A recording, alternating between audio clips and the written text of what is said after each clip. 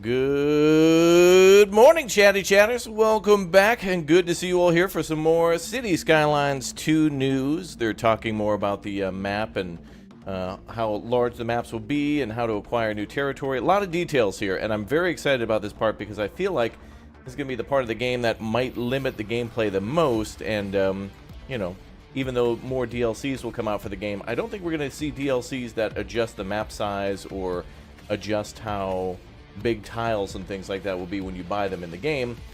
But there'll probably be some DLCs and stuff to give us tons of different maps, you know, content creator packs and stuff like that. So welcome aboard. Good to see you all this morning. Welcome, welcome. Thank you very much, everybody, for smacking the like button. Welcome to all the new members. Thanks for subscribing. Hope you're all well, and it's almost Friday, so cool. Just like this guy. Look at that guy. I like this guy. Last time he was in a video, it was a little hard to understand him, though. He had like a little bit of a cold, so he was kind of like, he was talking all about the power, but it was kind of hard to understand him. So hopefully he's feeling a little better in today's video. But if not, we'll put on the subtitles or whatever, and it should be good. So very excited, guys. I'm very excited for City Skylines 2. Very excited to get new city builder games. Kind of a little nervous, too, actually, because there's so many. Like, I found out that Workers and Resources Soviet Republic, which is another game kind of like City Skylines, but it is, I feel like it's even more realistic with City Skylines, even more so than with a bunch of mods on it and stuff. Usually mods in City Skylines help things to work more logically, like giving more intelligence, like individual intelligence to like the vehicles and the drivers and the player to like be able to change things. But in Workers and Resources, you've got to do a lot of problem solving with like limited solutions. So like sewage, fresh water, garbage works completely differently in that game. And that one's coming out later this year too. And I really want to give a lot of time. Tan, you're gonna get banned. Tan is spamming in the City Skylines chat plop. Tan, you're gonna get banned from their chat. By the way, chat, feel welcome to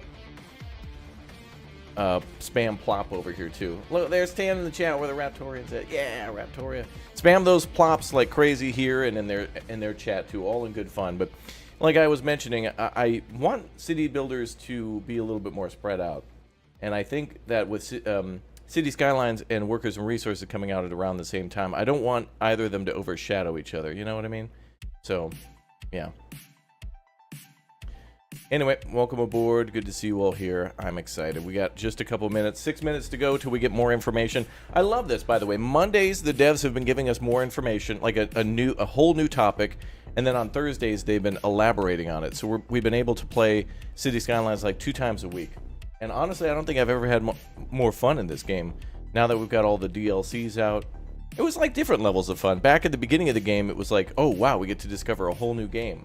Now that it's been out for a while and there's tons of mods, it's like a whole new game. You know what I mean? It's way different now than it was day one. But yeah, ploppy ploppers. Let's go. Plop. I'm glad it's become a meme on both their channel and ours too. Hey, I see Robert Klein over there. Hey, I see some of you chatty chatters over there. I see Tan, I see Robert. There's Robert. I know you guys. I see you. Big day today, too, for those of you who like... there's this small indie game that people are kind of... There's a little bit of excitement. It's somebody named Balder, and he has like a fence or something, or a gate, or like a door. I think it's Baldur's Door. Baldur's Door 2 comes out today. People are very excited. A lot of talk about that game. Yeah, Baldur's Gate 3 out today. A lot of people very, very excited. Very, very hype. Very hype. Oh, man. This is something that...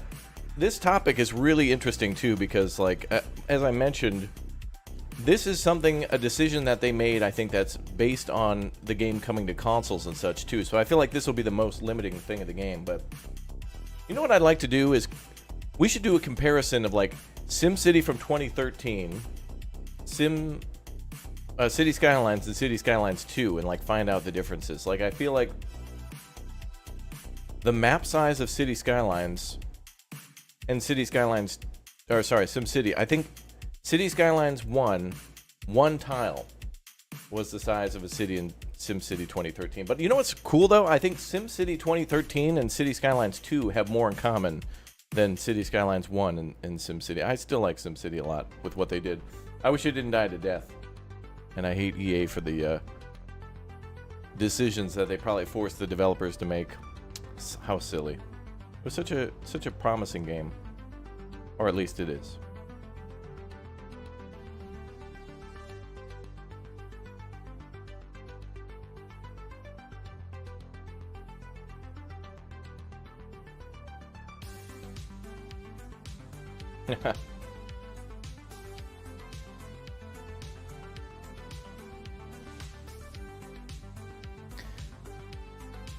Yeah, right now we have more questions than answers for maps. Yeah, that's why, you know, when we play City Skylines and fire it up, it's probably going to be, you know, it's going to be a stream, and we're going to cover, you know, like there's just going to be so many questions flying in. I want chat to like ask a ton of stuff, because when we first play it, your first city is going to be so interesting because it's going to be like you just don't know anything. You know, you're just going to like, oh, I'm going to put a police station here, and it'll be like the worst place to put it ever. But it'll be funny because it's like you'll have to work around that problem. I love it in games when you don't know and you kind of create your own problems. Like that's why your first playthrough of any game, your first city is always like the best in a different fashion. I like it.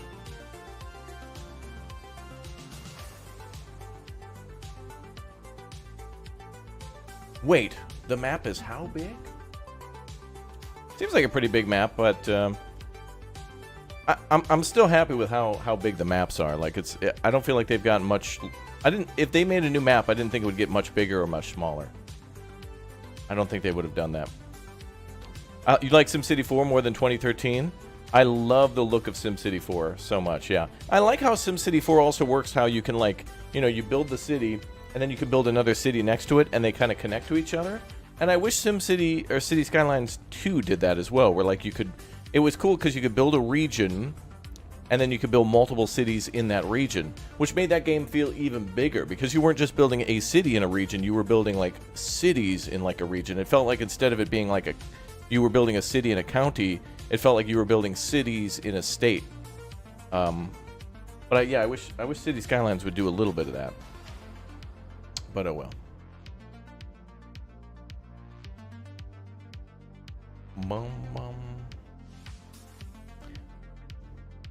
Yeah, the scaling's different. That's the main difference. Yeah, exactly. First city will be a tutorial. I agree. I want to make. I'm gonna be so excited for the mistakes and things that I make in my first city, because we can go back in City Skylines today, and we can go take a look at one of my cities from like literally like the first city I built. Man, that'd be fascinating. Imagine going back to a city that you built in City Skylines like on day one, before there were mods, before there were DLCs, and then 10 years later, it's like a city that's been stuck in the past and then suddenly is like going to be upgraded with like there weren't monorails, there weren't trams, there weren't any mods, so there wasn't any Move It mods or anything like that going on.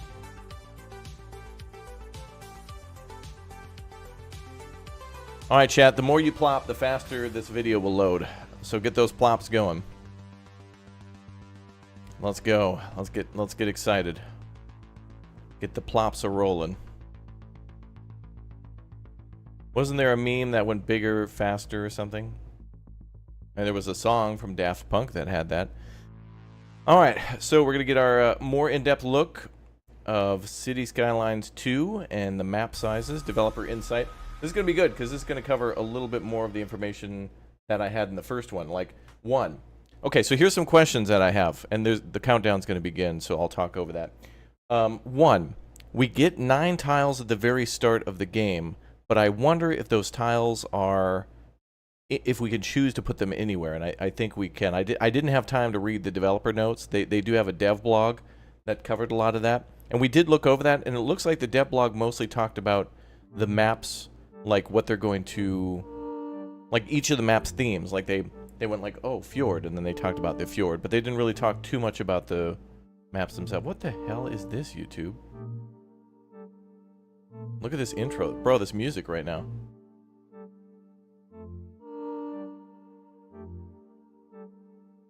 It's mesmerizing.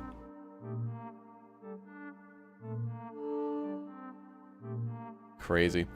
But anyway, yeah, we get like 9 tiles at the start. I hope they can all be placed wherever we want.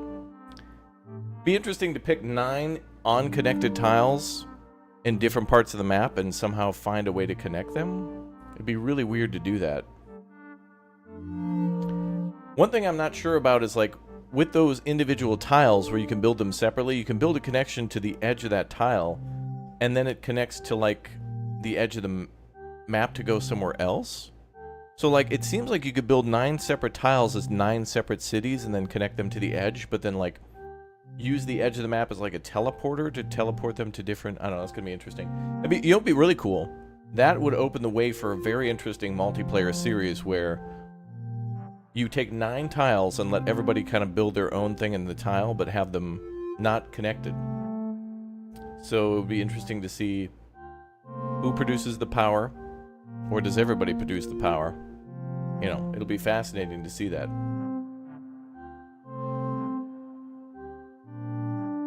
These look like Lego pieces? I know, they're like little beads and stuff.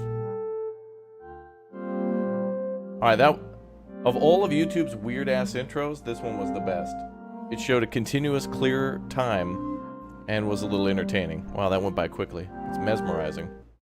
Alright, here we go. Hi, I'm Lauri Skylines. I'm a game designer at Colossal Order, and today's theme is Maps and Themes. Bird. Whoa, look, dude, look at the graphics. Oh my god. It looks so bad. Dude, those graphics are horrible. Horrible graphics, dude. In Cities Skylines 1, in Cities Skylines 1, the playable area was 9 map tiles, which was roughly 33 square kilometers. In Cities Skylines 2, the player can get 441 map tiles, which brings the playable area roughly into the 160 square kilometers. You can unlock the map tiles by gaining the milestones, just like in Cities Skylines 1. No subtitles available. But unlike in Cities Skylines 1, you can just click and drag the map tiles that you wish to purchase. You can also unlock the map tiles all the way to the map edge, so you can create new outside connections. Before you purchase the selected map tile, you can see the available resources, the buildable land area, and also the cost of the selected map tile. The map tiles don't have to be connected to each other. They can be bought separately and in any order you want. See the map tile over there? You can buy it. That was so cringe. Or that one. Or that one. Because the playable area is much bigger compared to Cities Skylines 1, we just also need to make sure that the whole playable arena is much more detailed. Because the player will be able to reach all of those spots. So it was a bit of a challenge to make sure that each map is very detailed and have different scenarios. Bro! Oh, the trees aren't covered in snow. Oh, no. The base game has 2 different themes available, the European and North American. The theme defines the visuals for your street. For example, street markings, traffic lightings, and many, many more. But you can read more about that in the 4th dev diary. When you start a new map, you can see in the new game panel many, many different options for the map. For example, the default theme, the latitude, which tells you more about the seasons, how they will work, but also different gameplay options which will affect how the game will play out. You can also see the natural resources available in the map. The game features 10 cool maps, and they are all inspired by real-life locations. For example, the Great Highlands are inspired by the Scottish Highlands. Oh. Ooh, that loading screen. Do you have a favorite map? Well, that's the Highlands map. That's what you mentioned it, though, I get it. So you start with a little... Oh my god.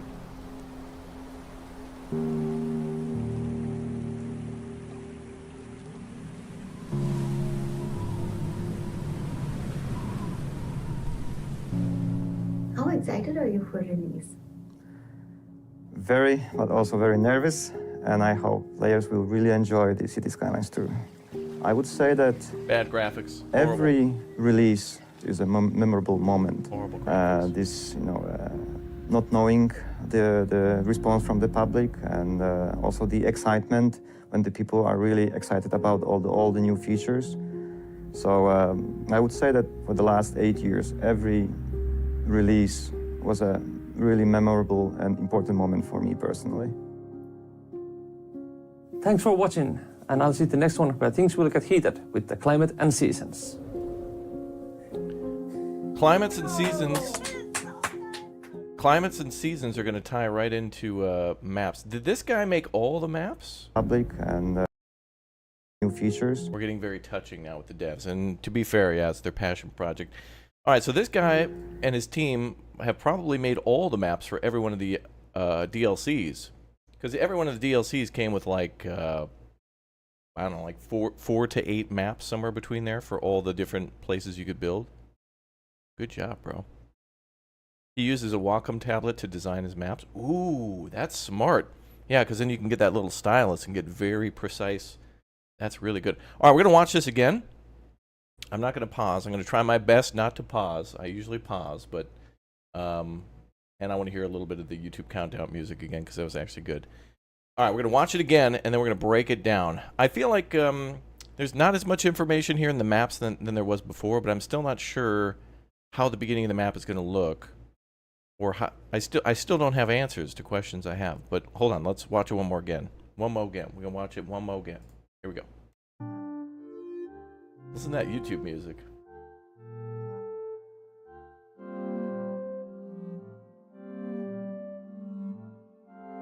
This is music that plays when I'm at the grocery store and I'm choosing between 2 potatoes. Like, do I want russet or Yukon? Hi, I'm Lauri. Also, did they... Okay, there's no... I want to see if I can throw the captions on. Let's see if we can reload this, actually. Because after a premiere, it might have captions. And indeed it does. Hi, I'm Lauri Jääskeläinen. I'm a game designer at Colossal Order, and today's theme is Maps. His name is Lauri... What now? Lauri what now? I'm Lauri Jääskeläinen. I don't know if that's his actual name. They should put it up on screen. I'm a game designer at Colossal Order, and today's theme is Maps and Themes.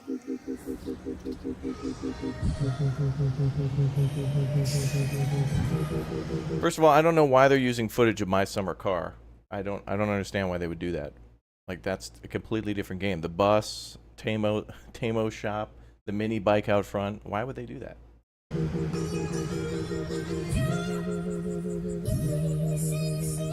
In City Skylines 1, in City Skylines 1, the playable area was 9 map City tiles, Spanish 1, which was roughly 33 square kilometers. In City Skylines 2, the player can get 441 map tiles, which brings the playable area roughly into the 160 square kilometers. You can unlock the map tiles by gaining the milestones, just like in City Skylines 1. That's his name. But unlike in City Skylines 1, you can just click and drag the map tiles that you wish to purchase. You can also unlock the map tiles all the way to the map edge. So we have you can so much to create break new down. connections. We have so much to break down. Before you purchase the selected map tile, you can see the available resources, the buildable land area, and also the cost of the selected map tile.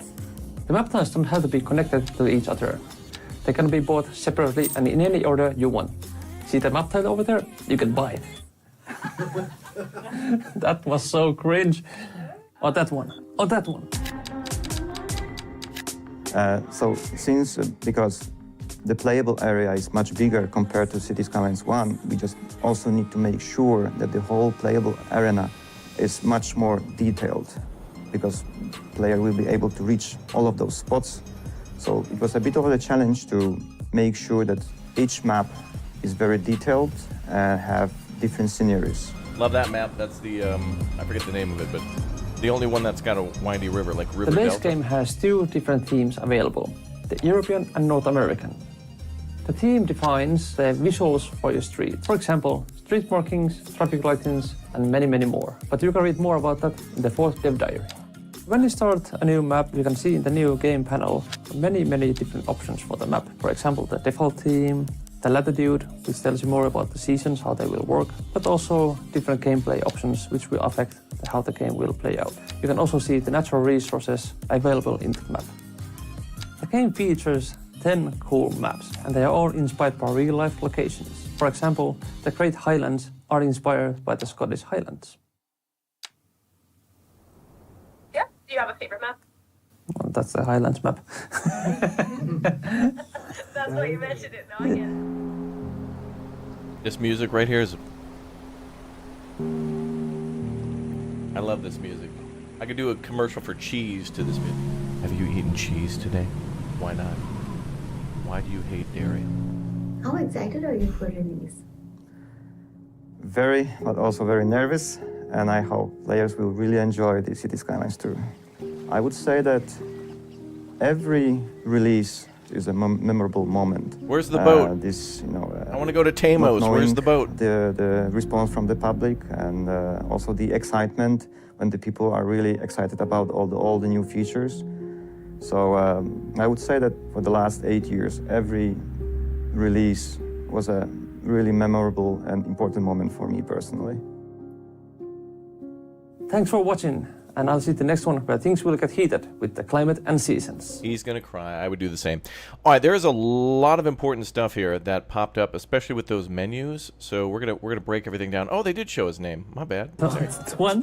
Everybody who was finished in the chat was like spamming it. I don't know how to say that at all.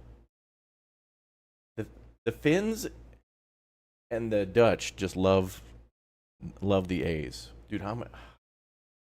It's like they were on sale. Do better. All right, so let's break all this down. Okay, so they're at the New York Stock Exchange. I can't believe the cities look... Is this a mod? I don't know why their cities look so good. That is Sackboy from Little Big Planet. Is that a bottle opener? Is it this kind of one? It's one. I'm also going to turn this off so it doesn't block stuff.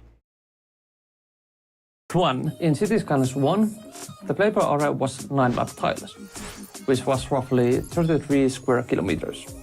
In City Skylines 2, the player can get 441 map tiles, which brings the playable area roughly into the 160 square kilometers. You can unlock the map tiles by gaining the milestones. Okay, this is going to be really important. So this is something that they're going to talk about in the future about progression, but we can see a little bit of it right here. Okay, so this is huge.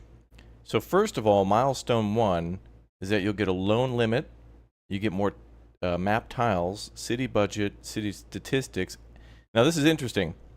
It unlocks medium density row housing. Okay, so there's some types of residential and probably like different types of tiles that we won't be able to build until later. So we won't be able to do some of the mixed commercial and stuff at the start, or mixed zoning. And look at all the levels and then milestones. You have tiny village, small village, large village, grand village, tiny town, boom town, busy town, big town, great town, small city, big city, large city, huge city, grand city, metropolis, thriving metropolis, flourishing metropolis, expansive metropolis, massive metropolis, and megaopolis. Wow, that is a hell of a lot of milestones. There's a lot of things in the gameplay, intended gameplay progression that are going to be locked behind walls and such. Now again, remember, you can turn all that off. If you don't like that, and if you want to play unrestricted, you can turn all that on or off, but it's on by default. Same with money. So money and milestones can be turned off. You just won't get Steam achievements, which I kind of like the idea of going on an achievement hunt in City Skylines. Just like in City Skylines 1. Small village, you get loan limit, taxation, EU medium density, NA medium density, education and research. That might be where you start to invest your milestone points. Elementary and high school also unlock too after that. Interesting. Let's see. Large villages, loan limit again. Service budgets, agricultural area hub. Oh, that must be for... Oh, okay. So at large village, you can already start drilling for... That just seems so early. Like, maybe the farming should be early, but drilling for oil and mining and forestry? Oh, look at that. Livestock farming, too. All right, so this is when the industrial DLC unlocks. So, yeah. Please no microtransactions. I don't think there'll be that, but there will be transactions as in, like, DLC. And from what I've seen so far with City Skylines, I don't think there's been any DLC that felt... There's certainly been some that are better than others, but it's not like the $40 Sims 4 like horse DLC where it's like they've tried to... We'll see. We'll see how City Skylines 2, when the DLCs come out, cut out content and move it around, because there's going to be some things that they'll include later. You know, there's going to be something that they're going to include later that's not in the base game. That's kind of a hostage situation.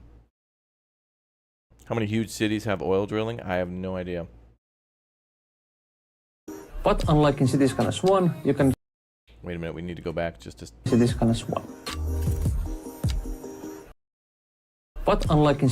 Alright, so then Grand Village. So that's a huge milestone. So we unlock the production panel. You can't even make districts until you get to a Grand Village. And that's going to be really important for police stations and fire departments and whatnot. Oh, that's cool. Wait a minute, look at this. Natural disasters don't even unlock until you get to a Grand Village 2. That's interesting. So you are immune to getting hit by any sort of disasters until you reach Grand Village. And with that you earn, wow, you get $1 million. Things are going to be incredibly expensive in this game. Because if you're just getting $1 million, back in City Skylines, whenever you'd hit these milestones, you get like what, 200-300 or like 20-30,000. So it looks like what are these, chat? Are these like 6 new tiles to unlock? 4 new research points and $1 million. Loan limit goes up to $250,000. Transportation overview. Whoa! So there's some gameplay like basic features that are locked behind progression walls. Like you can't see transportation details until you've progressed. Which is okay, because this might have something to do with building buses and whatnot, but I mean, not until you get to Grand Village can you see how traffic is flowing? Maybe? Low rent housing, and then, I'm not sure what that is, mixed, probably. Mixed density. In City Skylines 1, you can... Communications are unlocked at Tiny Town. Not sure what that is population-wise. Vegetable farming. No possible way we could understand to put a carrot in the ground until we've got to a certain level. Coal mining, mailboxes, and post office. There's mixed housing at Tiny Town. Just click and drag. You need to get a Megaopolis and call it Raptoropolis. I like that idea. But unlike in City Skylines 1, you can just click and drag. Oh, they cut that off just for... I want to go back and catch when they remove that. Click and drag. But unlike in City Skylines 1, you can just click and drag. No? Is there a way I can go back just like 1 frame?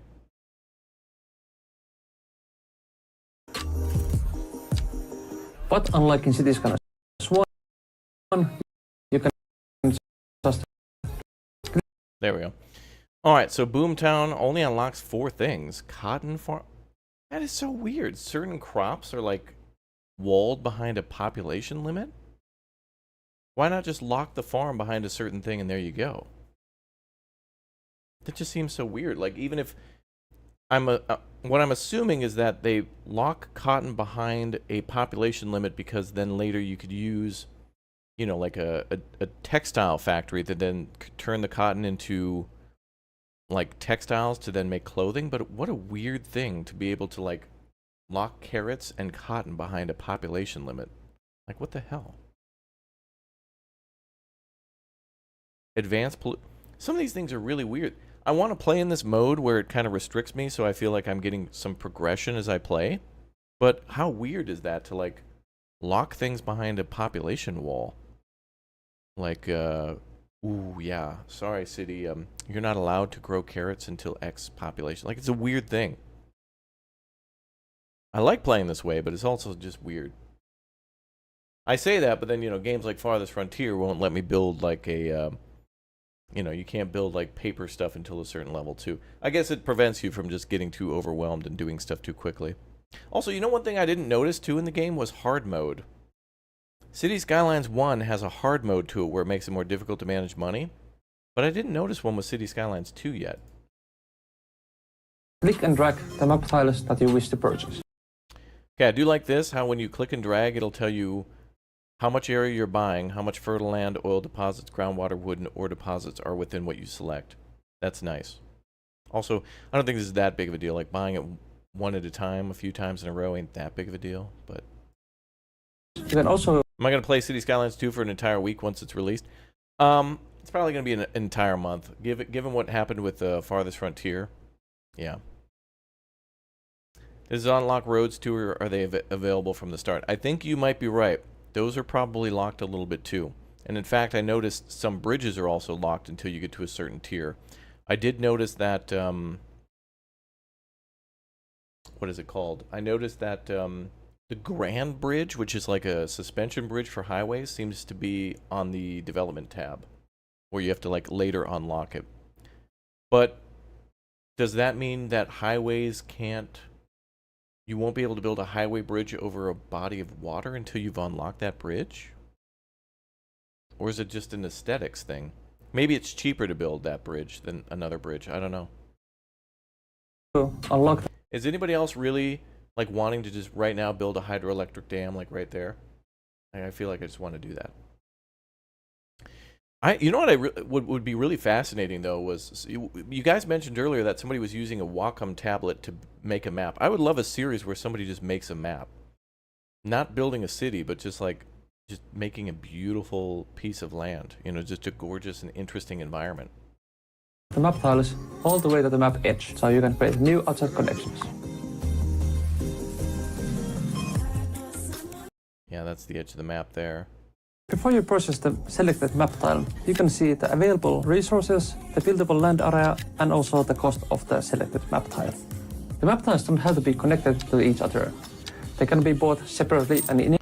That would be interesting as hell. To build a bunch of little...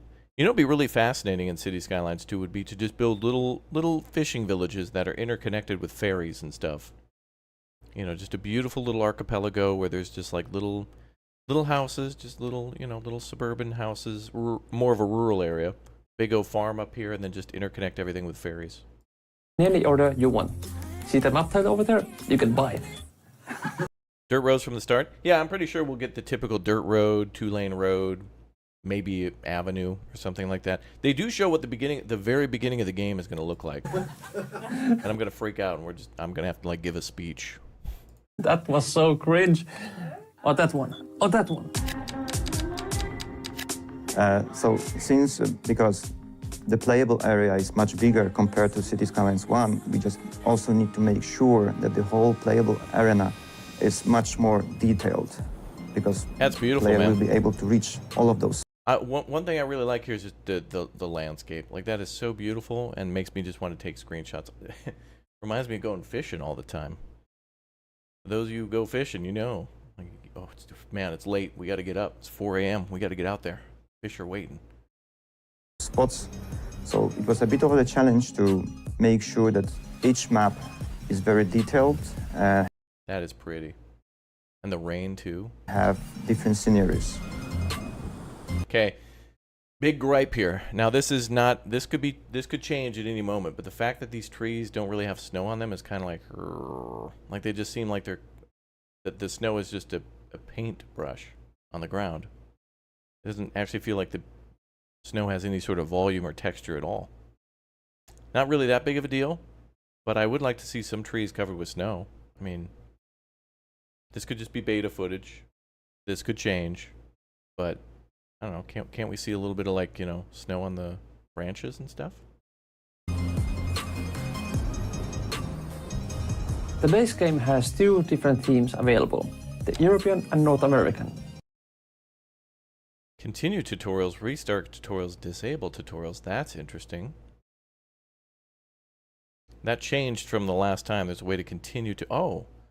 So maybe if you, like, play with tutorials on, you can continue on later on. Nothing new here, really. The theme defines the visuals for your street. For example... How do I know they weren't just plowed? Well, I mean, I've been on roads that are plowed before, and there's still snow on the shoulders and stuff. The roads look too clean, but my biggest gripe is the trees, though. Like, nature should look, you know, natural. But I mean, you know, it's a small thing that could change. Like I'm just saying, like, the way it looks is fine.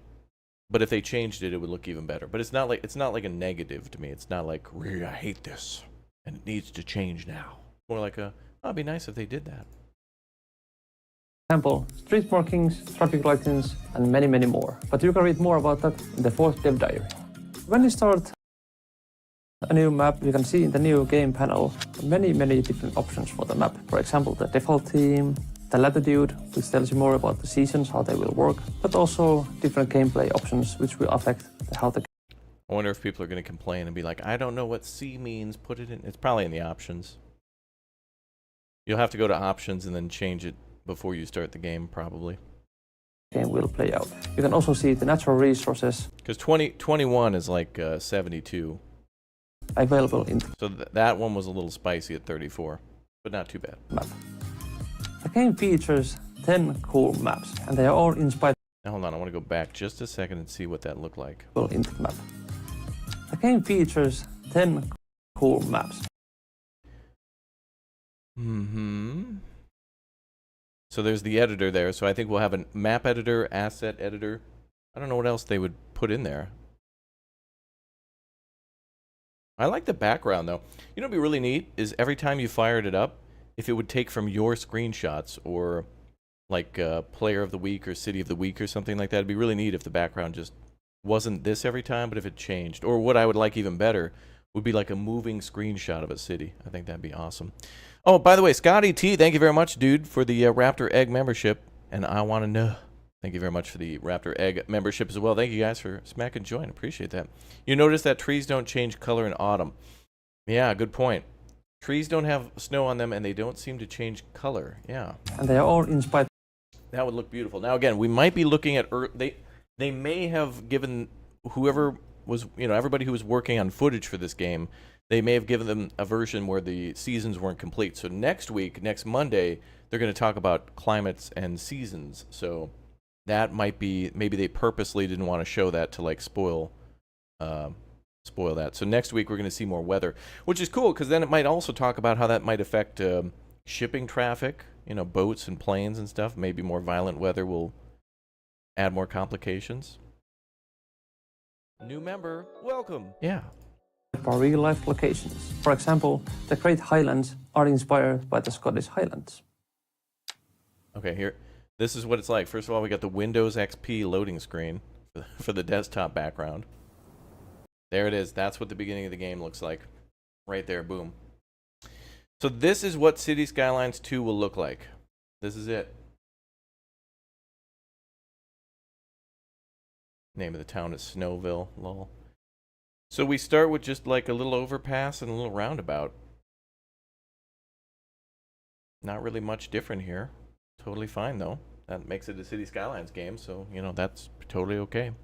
I like how it says founding, too, like you haven't done anything. So right off the bat, we've got tiles unlocked for residential, commercial, industrial. We've got roads. We can build power and water from the start. We can we can also terraform right at the beginning. That's nice. We got terraforming. Then we've got the option to delete stuff. And then one thing behind me that I'm blocking is what looks to be there's like a little house over here. And I think that just shows you like households and whatnot. But I like that we can terraform from the beginning, because then that means you can flatten some of the land right off the bat and like do something different. Like build a little island if you want to.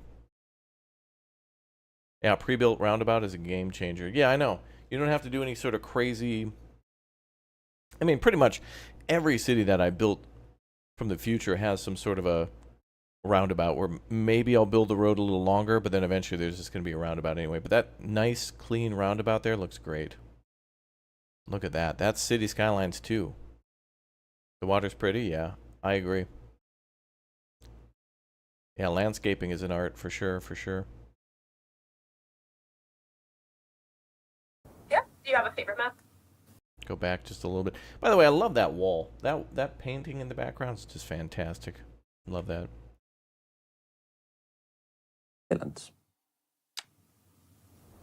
By the way, do you think that's a realistic loading time? There's no way. Do you think you can just click on Great Highlands select map. Do you think that's just shortened for the video, or do you think it's really that fast? Highlands are inspired by the Scottish Highlands. I know it depends on your PC, but... Yeah. Do you have a favorite map? Well, that's the Highlands map. That's why you mentioned it. No, I get it. When will they talk about the Paradox mods or editor? I didn't see that in their list of stuff, but I think you're right. They should discuss Actually, yeah, that's a really good point. The fact that they didn't bring up the editor during the maps for map editing. They haven't even mentioned that that's a feature of the game.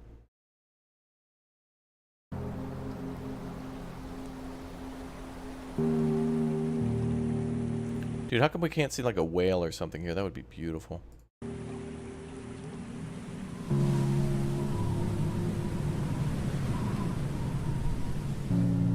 How excited are you for release?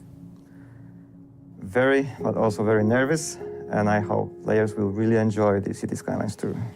I would say that Alright, what map is this? Wait, it's My Summer Car again, damn it. Note to self, make a map from My Summer Car. Build the town from My Summer Car there. I need the ski hill, the junkyard.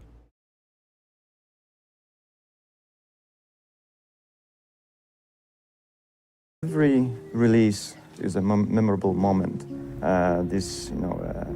Not knowing the response from the public, and also. By the way, I love how you guys pointed out. This is cool that you can stack all these roads on top of each other. I like that they trust you to like do whatever you want, really. So the excitement when the people are really excited about all the new features. So I would say that for the last 8 years, every release was a really memorable and important moment for me personally. Thanks for watching, and I'll see the next one where things will get heated with the climate and sea. See how big the sector is? They did clarify the sizes right at the start. I'll play that real quick, and then that's about it. We'll go play some City Skylines then. In City Skylines 1, the playable area was 9 map tiles, which was roughly 33 square kilometers. In City Skylines 2, the player can get 441 map tiles, which brings the playable area roughly into the 160 square kilometers. You can unlock the map tiles by gaining the milestones, just like in City Skylines 1. But unlike in City Skylines 1, you can just click and drag the map tiles that you wish to purchase. You can also unlock the map tiles. Did that tell you the actual... You know what I wish they would do is it shows you buildable area, but it'd be nice to know how much you were buying. Just click and drag the map. You know, like, what is this space? Like, is this like 10 kilometers by 30? Like, you know, whatever. Like, I just like map tiles that you wish to purchase. You can also... Because it tells you the buildable area, which means area that doesn't include water, like a cliffside, but... Yeah, Anarchy mod, I'm sure there's going to still be use for mods, but at least some of the basics are already baked in. I like that a lot. Alright, well, I'm going to put my thoughts together on this. I feel like this was the most overwhelming and underwhelming news at the same time. Like, one, it's like, dude, the maps! On the other hand, it's like, oh, dude, the maps. Like, it's stuff we kind of already knew about City Skylines 2. Alright, cool. So we talked a little bit about City Skylines 2. We saw their latest video. We're going to play City Skylines 1, as we have been for like the last month, after watching stuff on 2 and kind of gather our thoughts and opinions. But we're playing City Skylines 2 for sure, and we will more than likely get access to it ahead of time. The grid showed 23 by 23, but 441 is 21 by 21. Oh, okay. Well, oh yeah, because 441 is... I always forget. Is that the... Can we buy all 441, or is it like a limit? Maybe what they meant was the whole map size, because I know there's some areas outside the map that you won't be able to buy. Like there's an edge to the map, and then there's like the real edge of the map, where like literally everything beyond that is just a void. I don't know. In any sense, the maps look nice, and that's kind of what I care about more, is how we'll be able to buy tiles and how things look. But I need to see those trees step up a little bit. But maybe we'll see that next week with the climates and stuff. Yeah. All right. Back to the lab.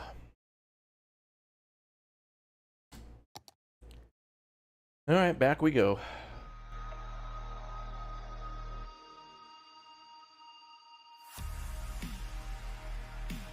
Yeah, the chirpy bird is still in the second game, yeah.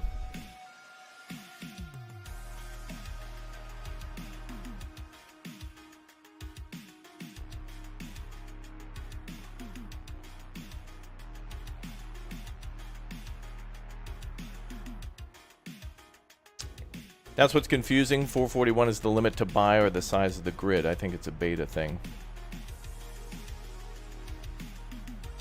If it's a little bigger or a little smaller than City Skylines 1, I'm okay with that, based on how detailed the maps will be, I guess. Or more importantly, like what we can do. 441 is the buying limit? Okay. Am I getting an Asmon Starforge PC? No, probably not. Yeah, I don't know why they didn't show the editor and stuff. They could have recorded these videos long before the editor was ready or public. They probably have a different version of the editor that they use to make maps versus like what will be available later to the public that they'll simplify and make, you know, easier to use. But yeah, I want to see what the editor looks like. I hope they show the asset editor and the map editor at some point. And not just like leave it as like a afterthought release thing. It's like, well, I feel like I'm gonna. So for the 10 maps that they have, I'm not interested in building on all of them. I'll be honest. But like, you know, four of the 10 of them are probably places I would build. But then I want to go straight to the Steam Workshop and see people putting in real world locations like London, Chicago, you know, San Francisco. Even though I know they already have San Francisco as like a pre-order thing, I want to see somebody else's like map of that or something like that, you know, and just see what other people add. But that's what's cool is that, like, you know, if you live in Berlin and you want to make your own version of Berlin, but you want to build it where the rivers and hills and valleys of Berlin are, somebody's going to make that map. Yeah, you get 10 or 12 if you get the. There's two versions of the game to buy. There's the pre-order and then there's the like the pre-order extendo. But you can buy the extendo after pre-order or something. I don't know. There's like 2 new maps. It's not really that amazing, I think, but you know, map-wise.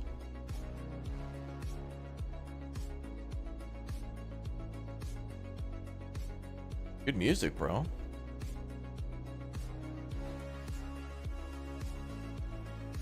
Oh man, I can't wait to see what some of the more popular mods will be. Now that the game allows us to do new stuff, I wonder what some mods will enhance and or add that aren't necessarily present in the first game.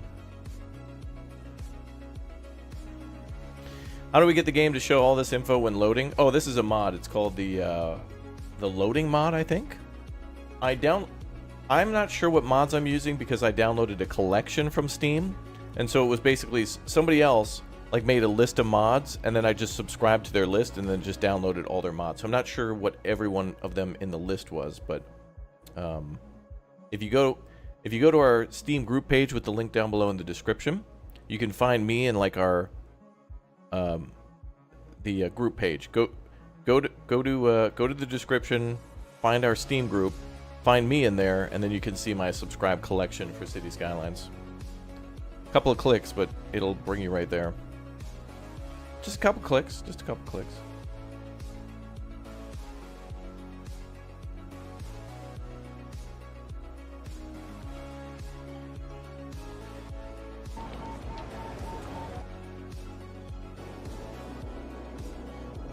All right, back to it, y'all. Woo! Yeah, Tampere if you pre-order, and San Francisco with the extendo. Yeah, exactly. Tampere is, I think, in Finland, and San Francisco is somewhere near San Francisco, I think. Somewhere around there. All right, chat, we are like, bro. Oh, the last time we played this, by the way, I was like, I'm trying to put more of a focus on making money and upping that population. And chat did a good thing of reminding me that it had been a while since I built a hospital or like schools and stuff. And I was so focused on finishing like our last couple of streams, we finished the university in this part of the town that, yeah, we were in severe lack of, like, schools and hospitals. So now let's fix that problem today. And then we'll get our income to explode again and a lot more people moving into the town. I was just kind of focused on other things. So let's build another extendo elementary school. What else we got?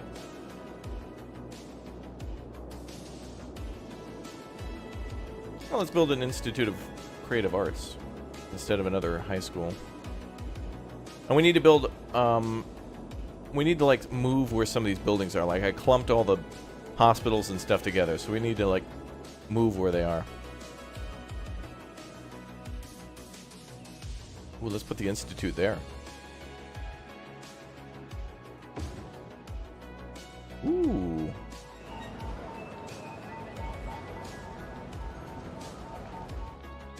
That's cool.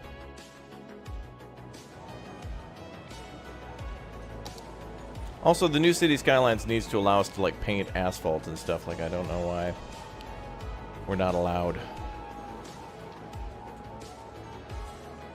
Back to Rocket Town. That's right. Back to the launch site. I want to show you guys my city from 2015 that I've never really made any changes to. I think actually I started it when City Skylines was new, and I think I played it again when the Snowfall DLC came out, so some of the stuff is from there, but it was a city with, like, no mods and, like, pretty much no DLC except for, like, the first one. Which, I don't know. I feel like those first DLCs were kind of like super minimum early features that should have been there.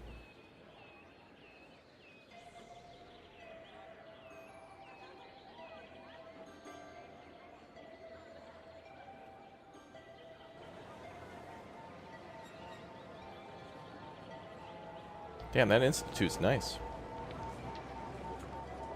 Okay, so that's an alternative to the high school. Wow, it's already max capacity. The moment we opened it, it's already full. All right, well, let's build another one. Let's start with the high school, though. Do we build the Extendo High School? Where's the good one? I hate that. I hate how the high capacity high school looks. No.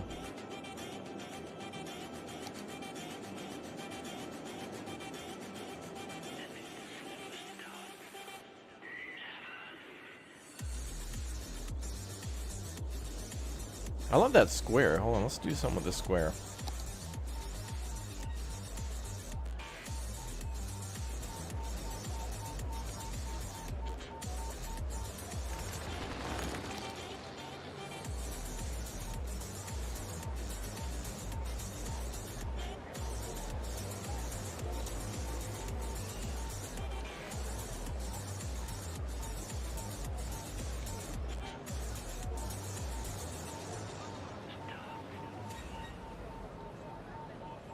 There we go.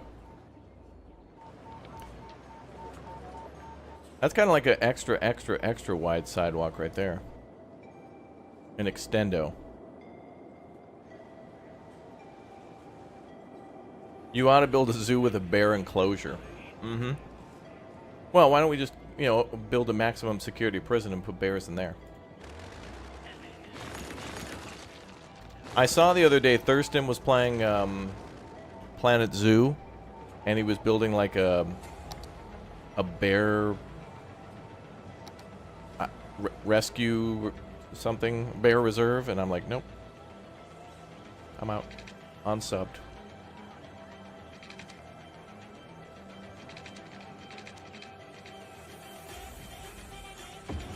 How bear you?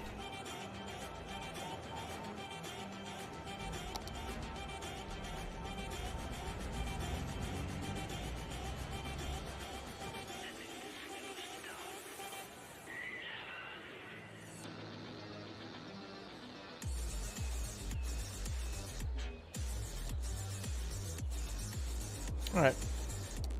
Gonna make this look nice, and then we're gonna build another high school nearby.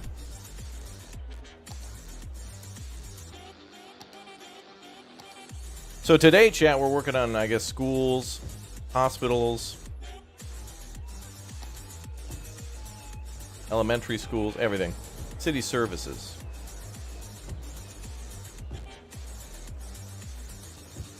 And you know what I know we could throw down too is that one DLC that has all those chairs. The Japanese railways. Ooh.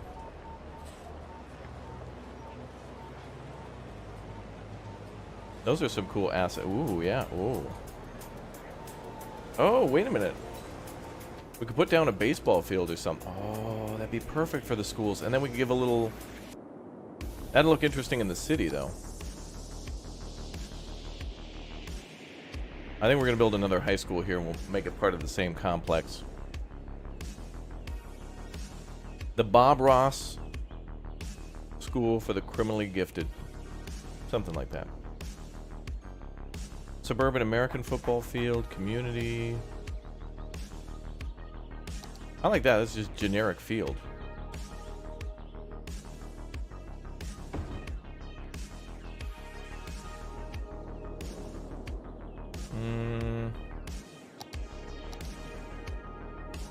Well, it's great to see the population shooting up and everything else. Community Australian football field, like that. Community soccer park. Oh, that's got an interesting footprint to it.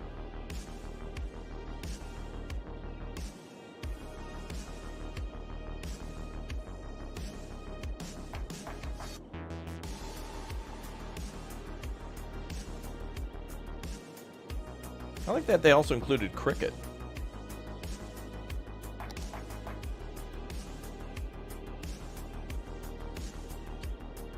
Kind of want to throw that one down because that seems a little more... Yeah, that's nice that that's an actual, like, building. Well, let's throw down another high school.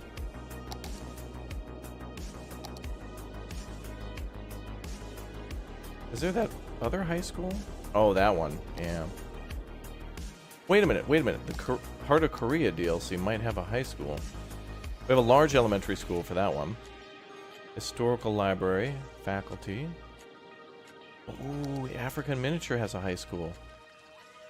National Library and Community School. Hold on, I might want to put the Africa one down. That ooh, student capacity 1,000? That's more than this big boy. Damn. We could put down 2 of these buildings. Bruh. I gotta put some of the Africa DLC stuff down too. Oh, I love that. That looks cool, man. Student capacity. Yeah, I think we're gonna add 2 of these. Love the National Library. So the Africa in Miniature High School adds 1,000, and we're probably gonna go with this South Korean Elementary School. Plop that down so I don't forget. We'll move that later.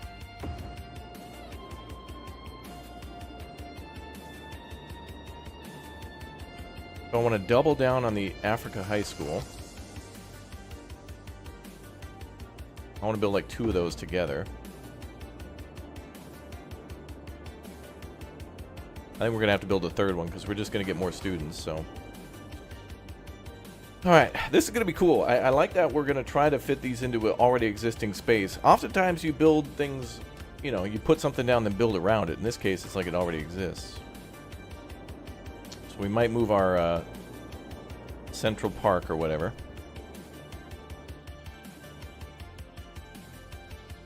Let's scoot some things around.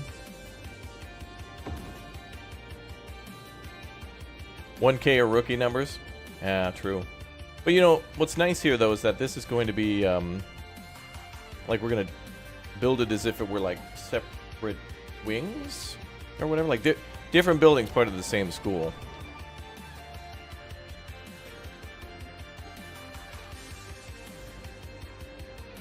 We could build like this where they're kind of across from each other. Oh, you know what'd be great here is to build like a little... It'd be great to build a little bridge so students could walk across the from the 2 different wings of the high school, but without having to like go outside. That'd be really nice. All right, let's make this community thing fit.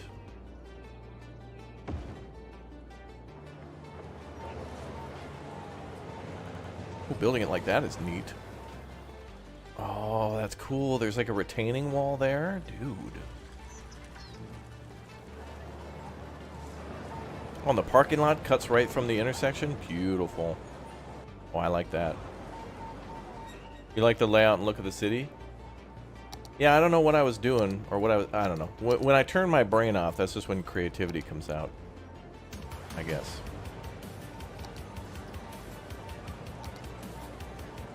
Something happens.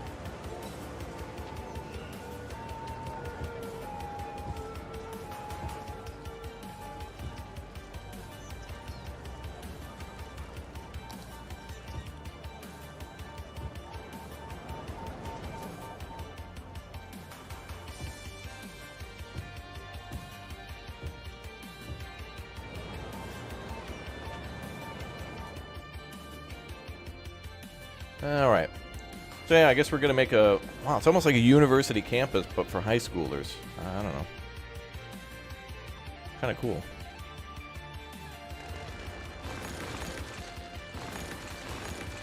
Alright, we're going to have to move some stuff around a little bit more.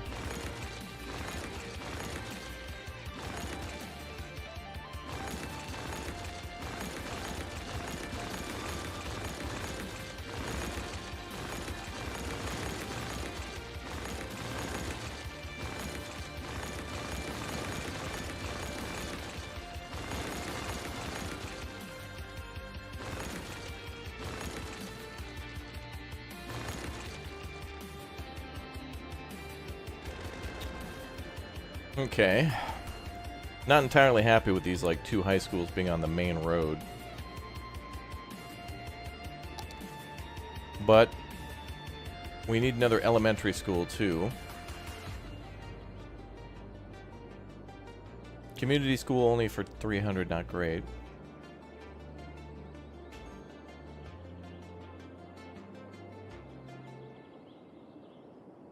This accounts for 800 students, but for what?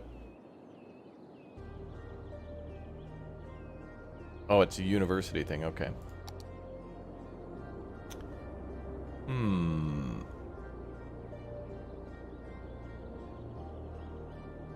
Nah. All right.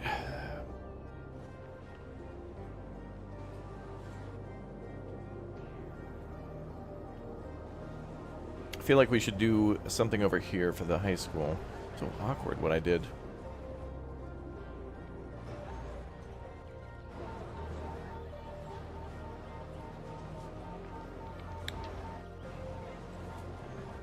Gotta change this. Something's gotta be different.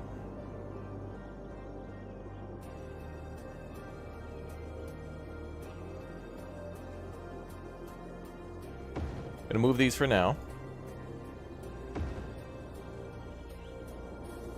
I think our Central Park, I guess we're gonna just keep that there. I don't like that it's next to it, though.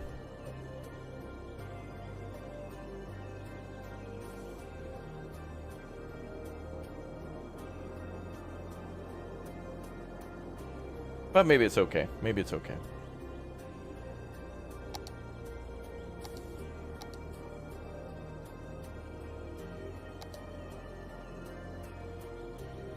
Like downtown Toronto. Oh. Toronto, bud. Actually, I could make a road here.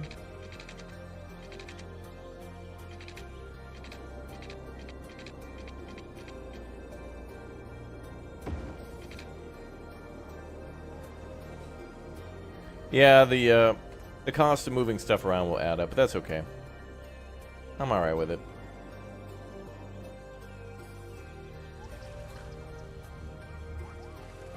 I like this little dip here. I'm going to leave that.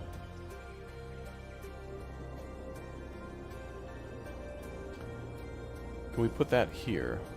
Oh, we can. Cool. It'll look like it's part of the Central Park.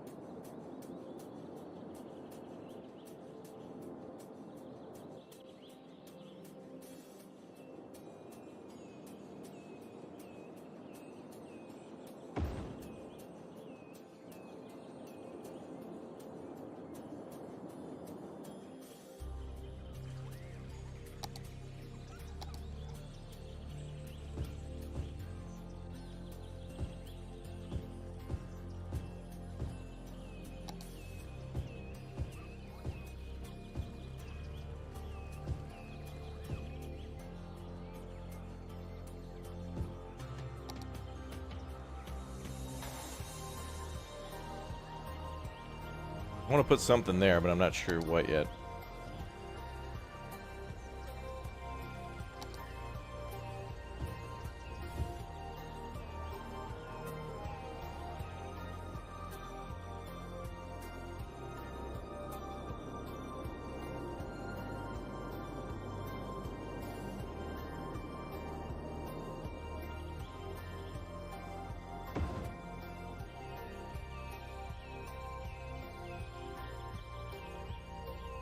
That's kind of cool. I like that building, by the way. The bottom of it has like some brick, like red brick, and then it's a gorgeous building. That's really neat. I like the way that's done. Well, I guess we need a big old parking lot too, don't we?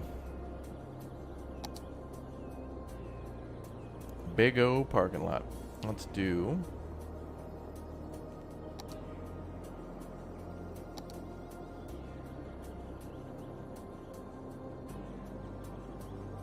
paid parking. Oh yeah, I wanted to put some of these down.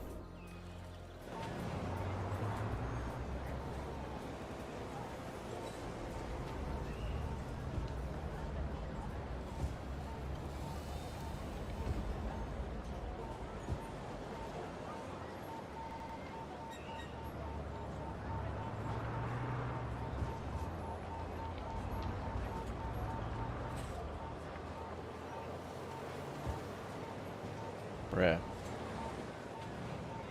Looks nice.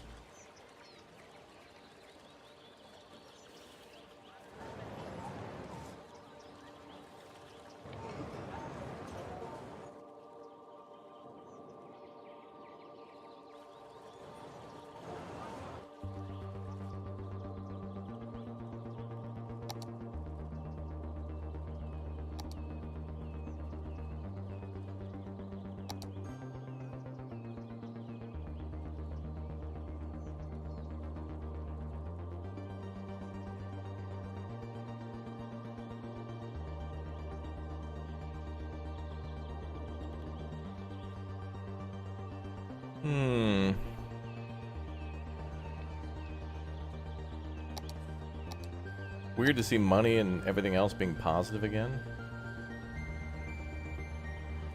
Weird, bro.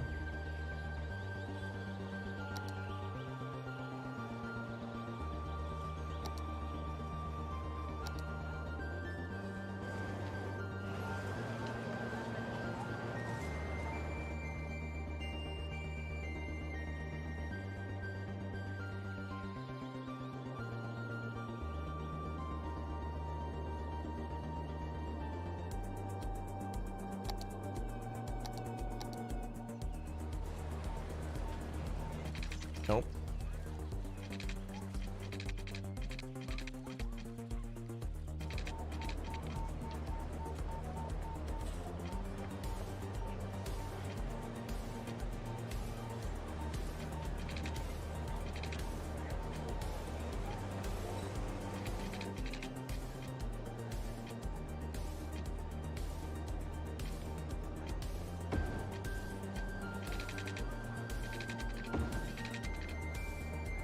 Oh. My bad.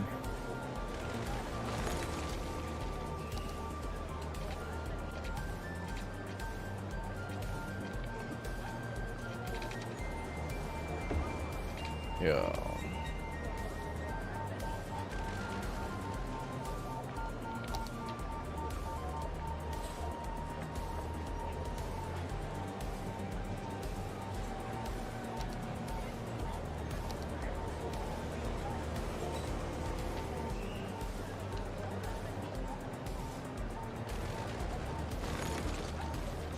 What's up, Cheyenne? Welcome to the stream. Good to see you all here. Welcome back to City Skylines 1. I hope you're all ready to launch rockets in Rocket Town soon.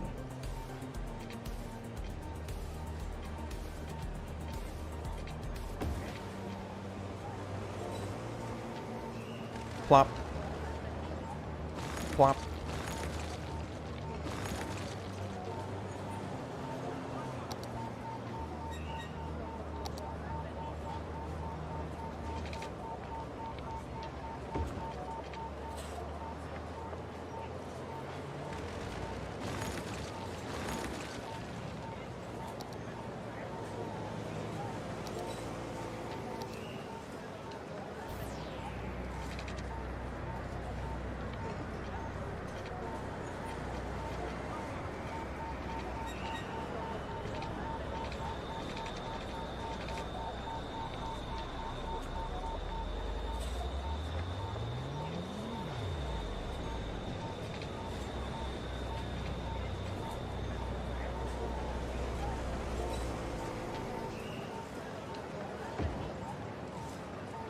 Well, alright, that looks better than not, I guess.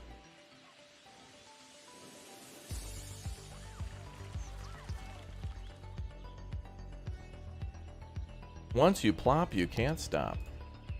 That's right. Alright, we're going to build a pathway here.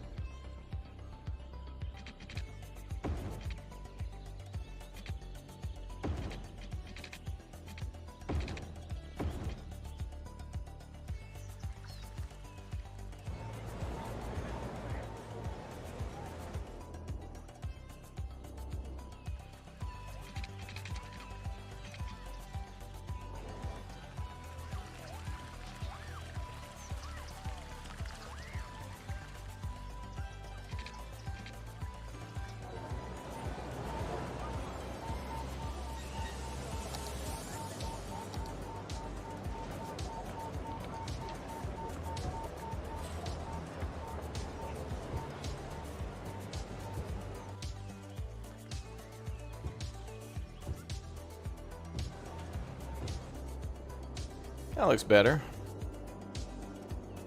Oh yeah, now we need some parking lots, right? We need it.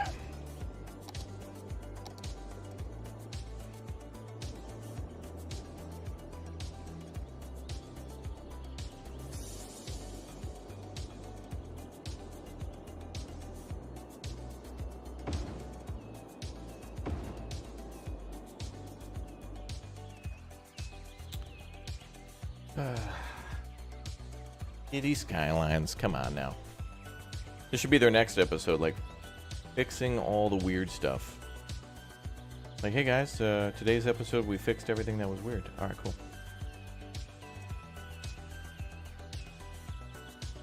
Cool. Good update. Oh, look at the sky. Pretty. Plopping down some parking lots, yep. Alright, don't like those then.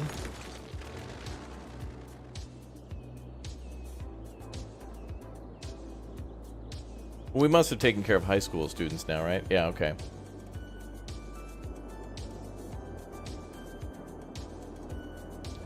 And I guess we could put some more high schools around.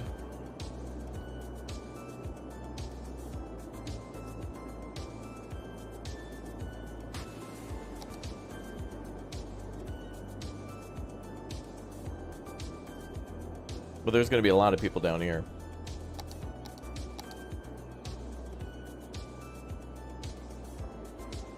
Let's take a look at the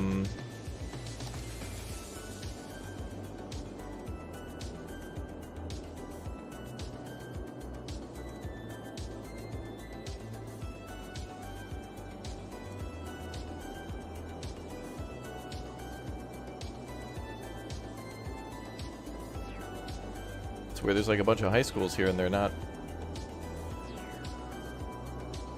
I guess we gotta add more.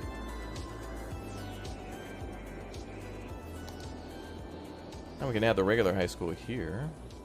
It's a little too much.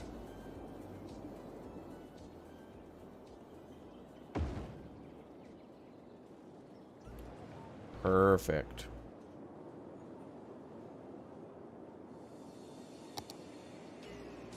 Alright, nice. We got a little bit of breathing room now.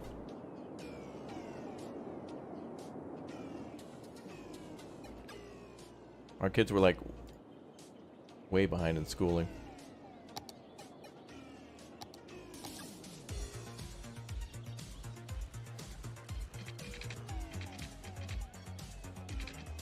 What's up, Silver Dragon?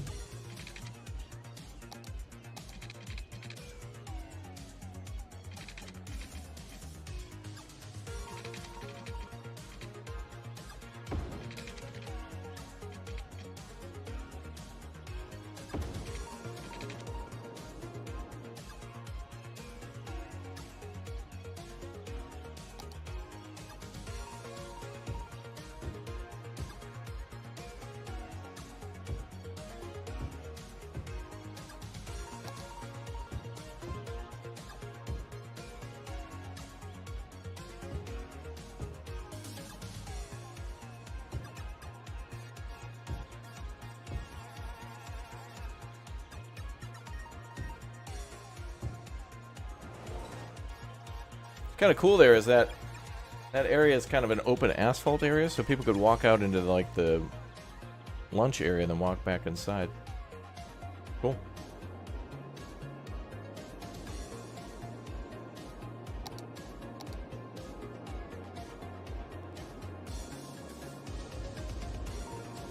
What's up, Pixel?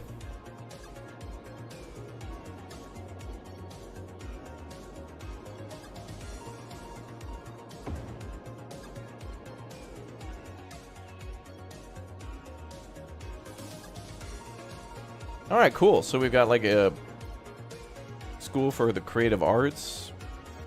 Oh wait, we packed in like a bunch of cool little schools. I like it.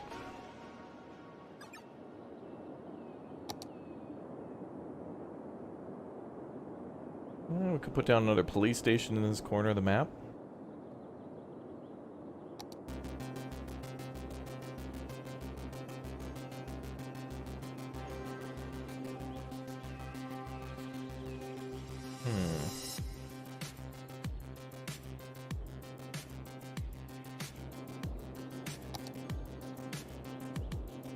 Alright, so high school's taking care of. Elementary we gotta work on. There's the community school, too.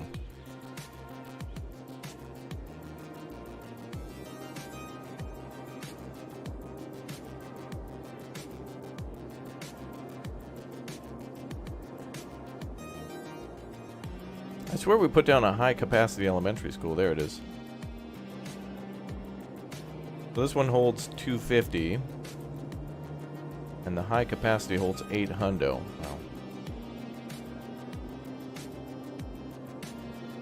That looks cool. I think so too. What's up, Brant?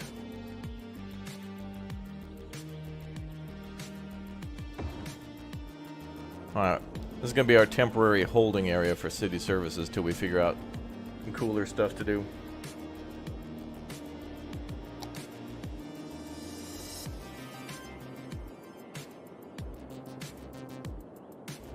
We're good on universities. We certainly could use another public library. Or national library. Nice.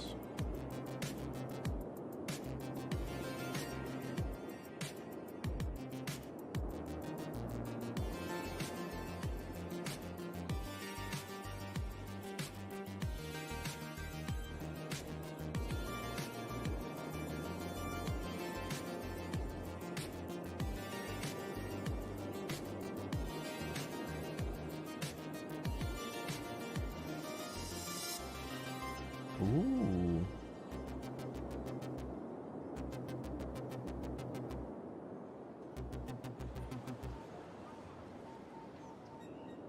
Oh, that'd be a perfect spot for it right there.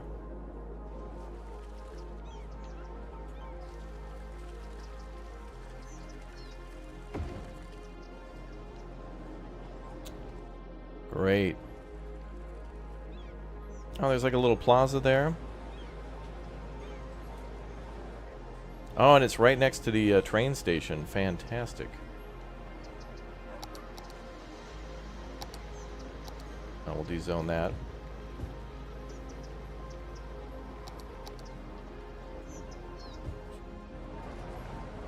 Oh, there's some tropical trees in the middle. Ah, well, that's okay.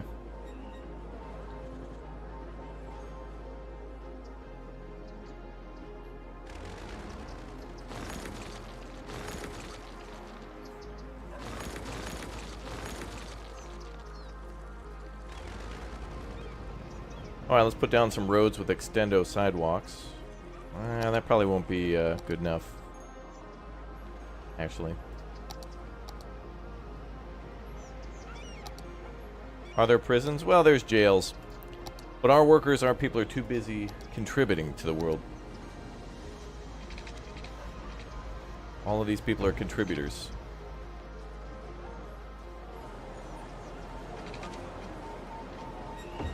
Wow, I really like this library. This is so good. Look at that. It's kind of cool because like the train station's kind of the same thing where there's like it's elevated and so is the library. Like the library's not really on the ground.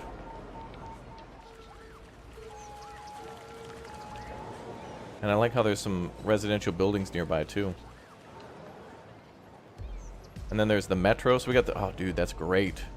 The library's next to both the metro and the train station. Fantastic, man. And we needed a library. We really did. Well, actually, we have one here, too. But...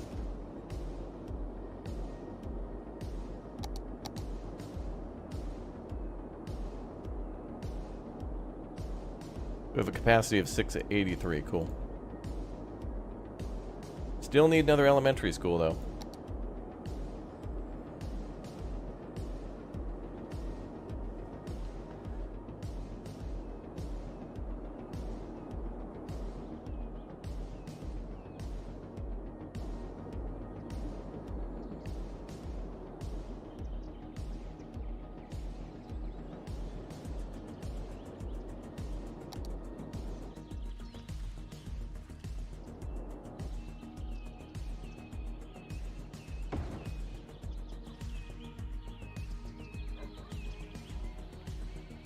That's a school? Looks like a bunch of lockers. Whatever.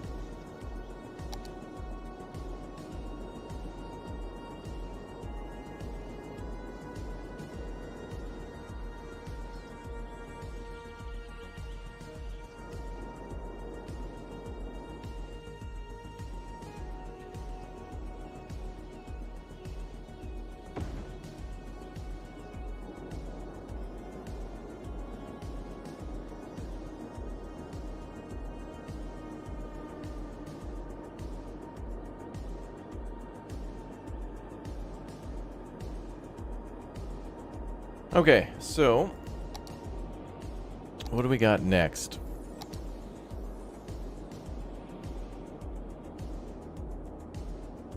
Alright, I think we're good on the schools for now. Certainly not with their, with where we put them, but...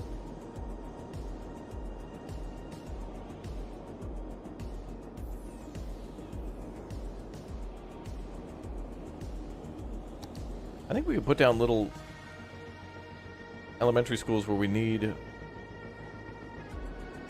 a little reach somewhere else.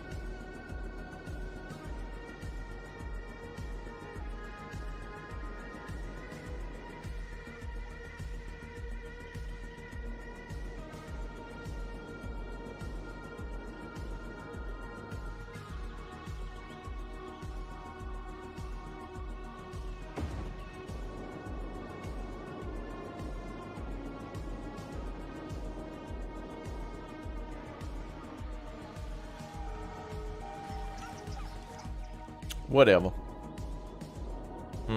Forever, ever.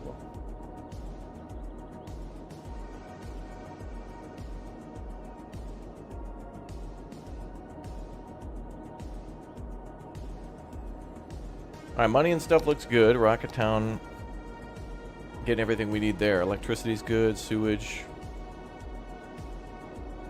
Employment.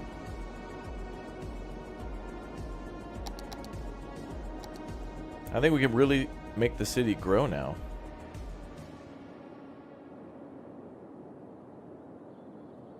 Let's build some more roads.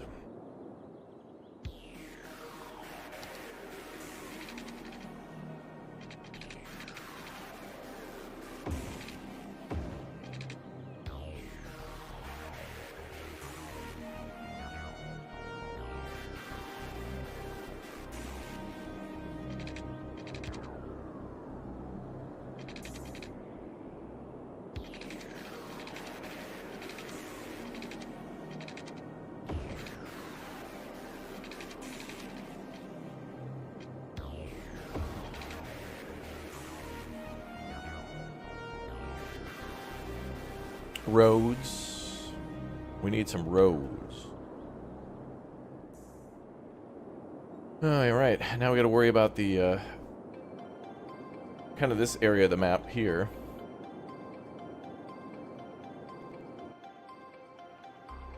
So we got to build them teehee keys.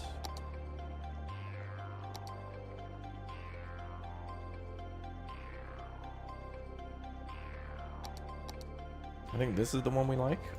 Yeah.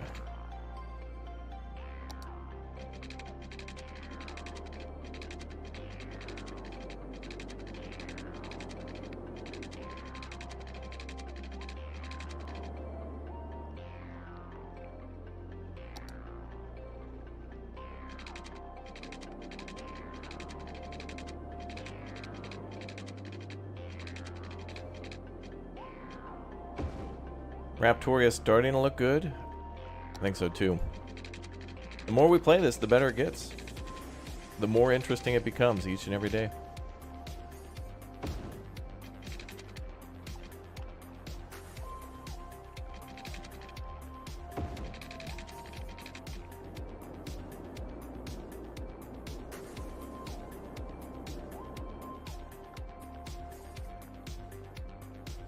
Mandatory beautiful.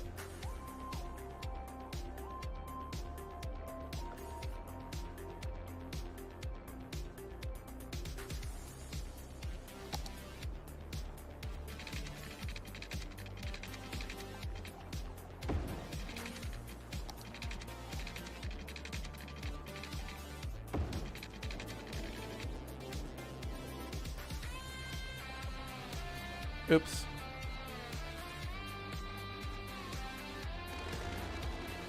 Yeah.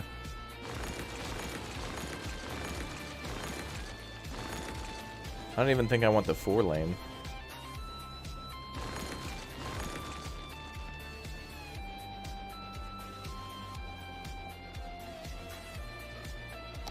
Well, maybe.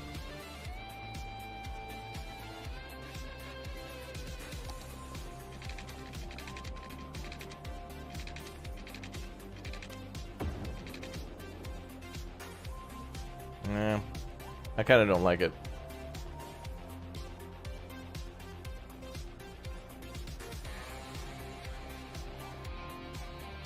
Yeah, we got lots of mods on.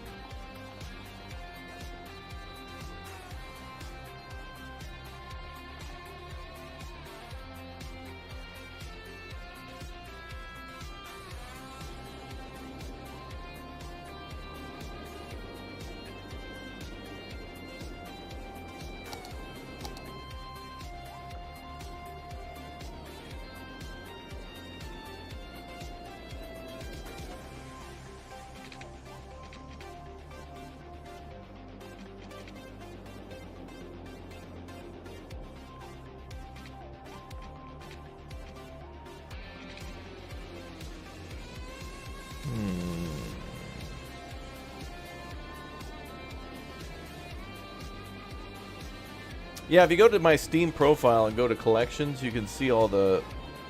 There's a collection that I've subscribed to that has a list of all the mods that somebody else made.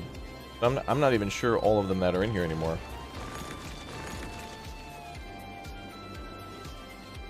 But I know they're pretty easy to get, like one click, so I don't remember.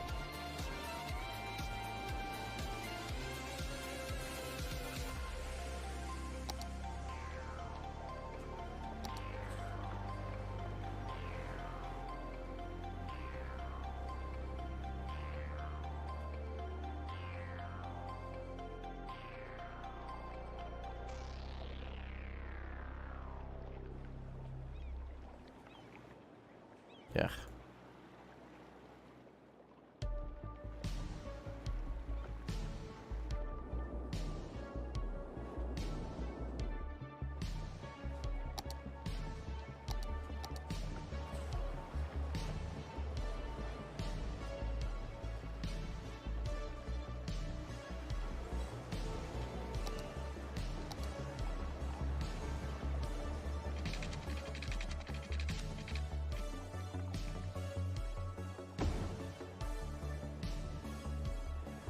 Nope.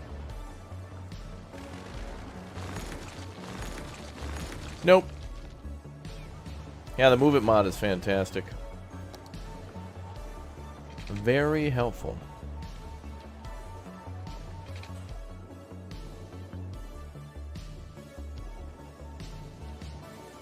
Train tracks on the waterfront.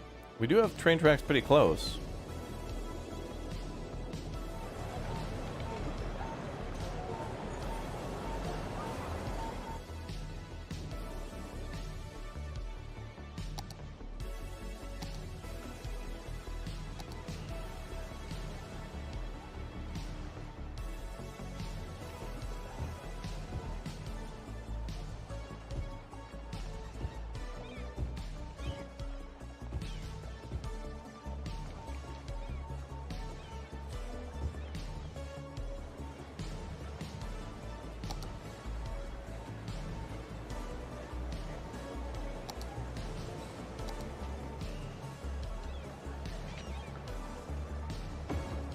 The other thing we got to look at is fire departments and police stations.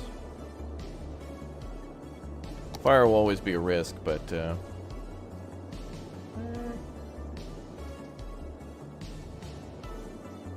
not bad.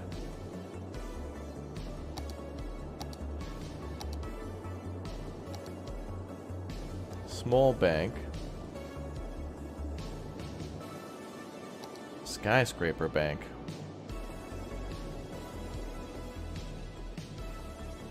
Well, that'd be good in the little financial district we built.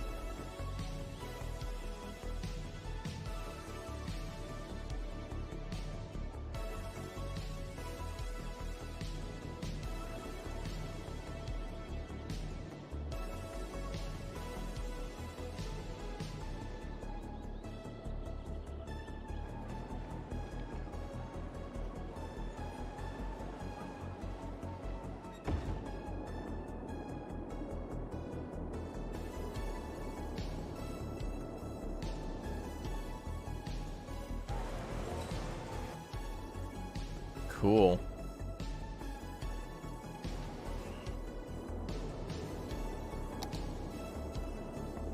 Yeah, the Move It mod is essential. I really hope that, you know, the new game kind of removes the need for that as much. I'm sure it'll still be a thing, but...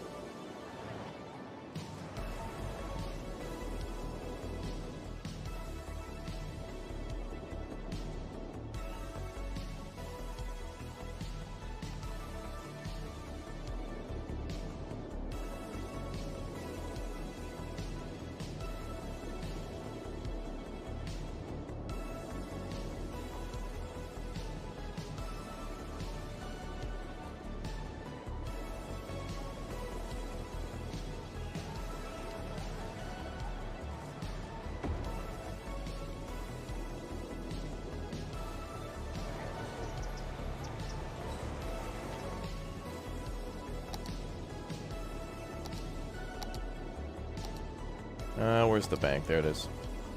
Oh, we're playing City Skylines 1, yeah. Earlier we were playing, we were watching them play and talk about 2 a little bit, showcasing some of the gameplay features and mechanics, but as the title says, we are now playing City Skylines 1.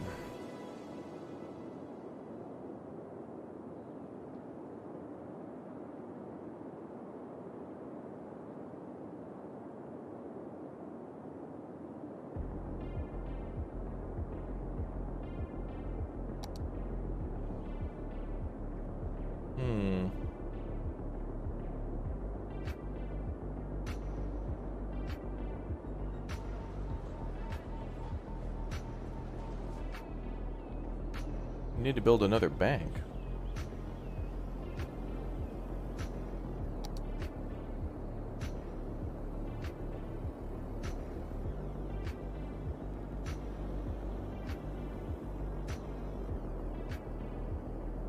Police looks pretty good. Fire is fine too. Fire could be better, but I don't know. I think all I'd need is a fire department up there. And some of these buildings literally next to the fire department have a little trouble.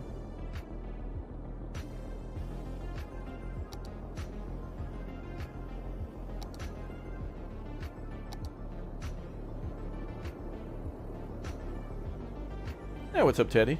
Good morning.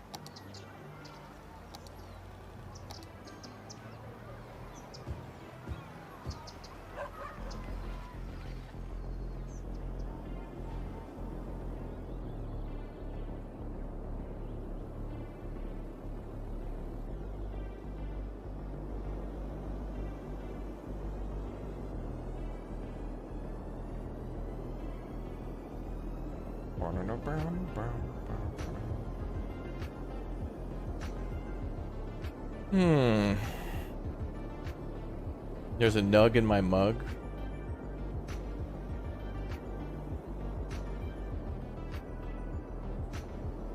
There's a snake in my boot. Bum, bum, bum.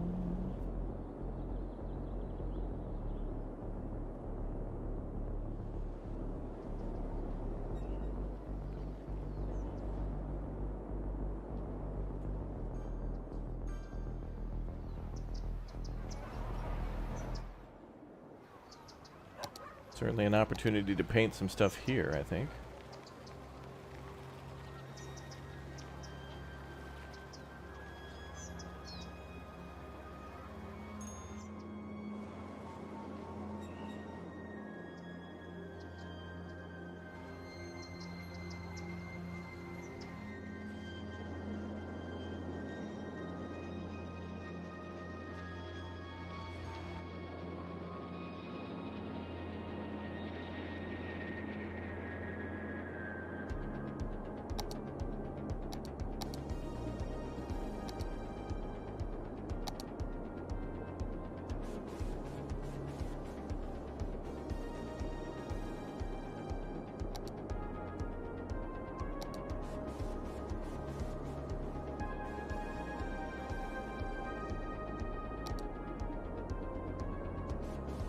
Wow. Medical capacity is doing really well. So...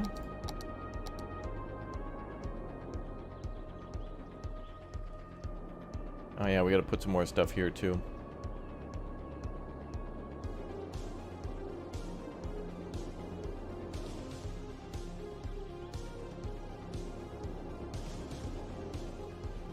Or do we? We could kind of make this blend with the park a little bit.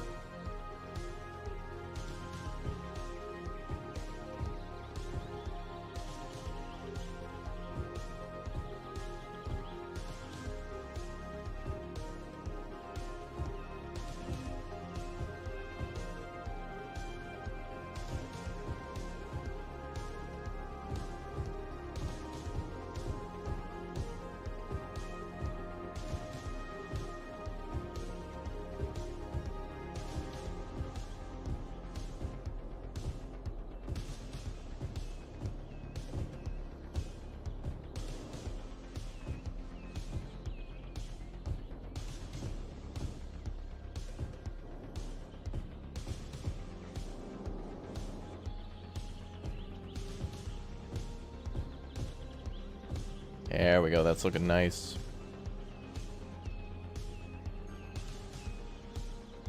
Version 9 is now live for main players of Farthest Frontier. Oh, really? I wonder if they added anything. Maybe they made some changes to Farthest Frontier before dropping the update. Alright.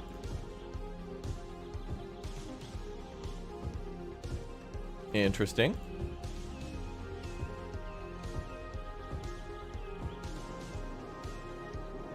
Damn, look at those trees, y'all.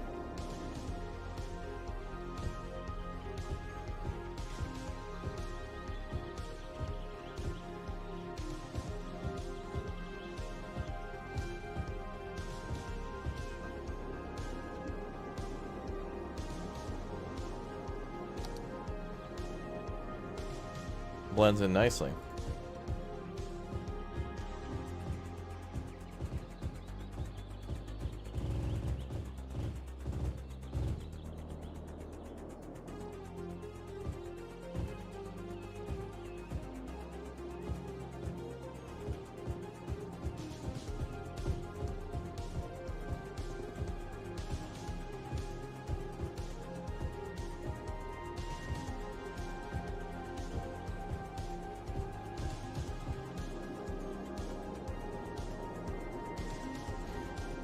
Alright, great. Well, then it's like a bunch of the schools kind of blend in with the Central Park area. You could totally tell the trees are like...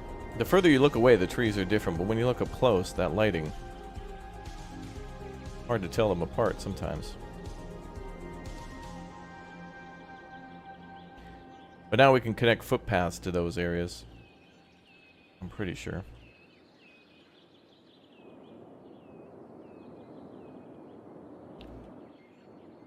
Kind of cool. So we got a fountain, an amphitheater, plaza area.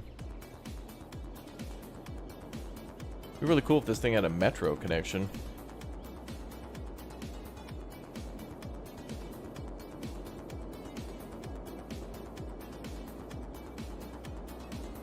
A lighthouse? I don't remember if this game has a lighthouse.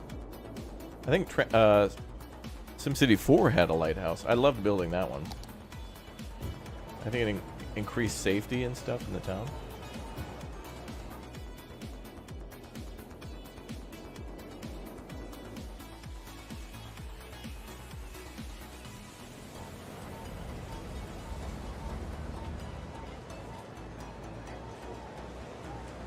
What do we put here?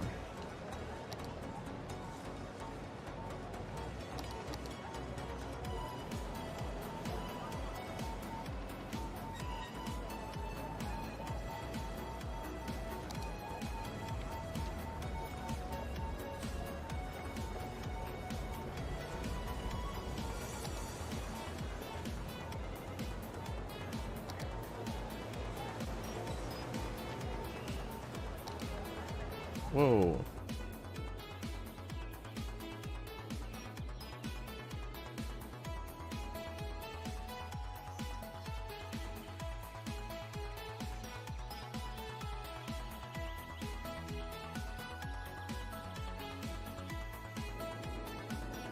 That's cool.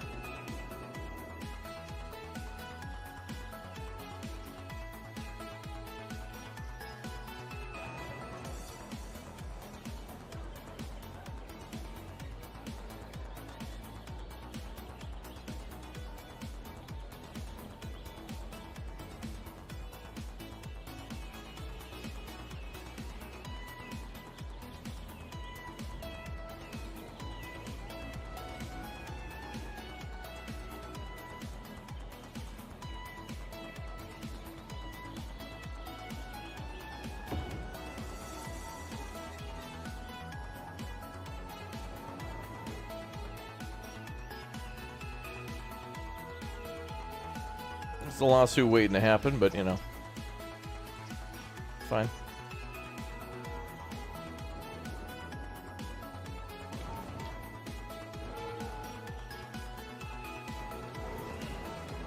Whatever. The Dave Thomas Memorial. Yeah.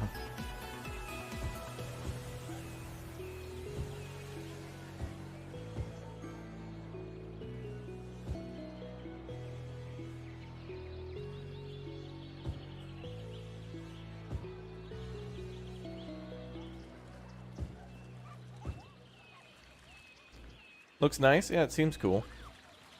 It looks like a building that people go into, but it looks, yeah, looks like you walk on top of it. So there's stairs.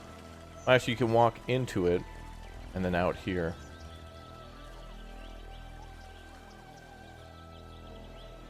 But this is the one just to trick people who aren't paying attention.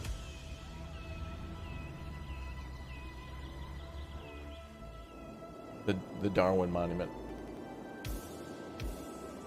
Alright, wow. 82 days, chat. 82 days for City Skylines 2. Almost here. Can we put snooze on? Oh wow, they literally...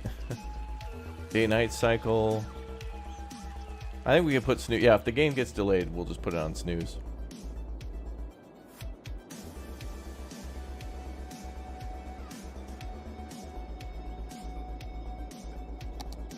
Alright, I think we're ready to build some more houses.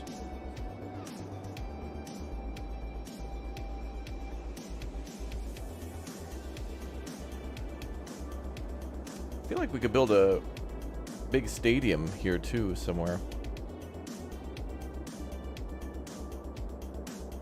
Maybe we'll build it down here.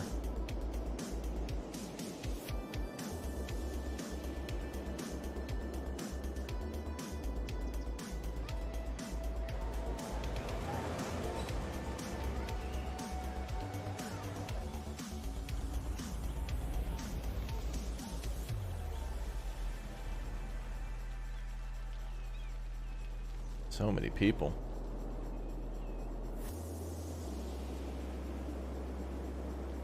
67,000. We're almost to 70,000 people in the city. Crazy. What's up, Marius? Hi, chat. Welcome.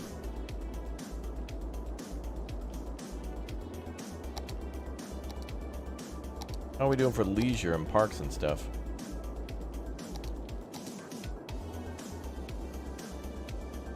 Pretty good. Houses up here are kind of a little meh. Oh, I built a diner there. For whatever reason.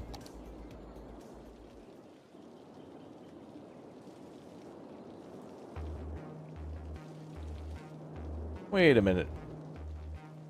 They have a damn... They have a little park there. They're just being whiny.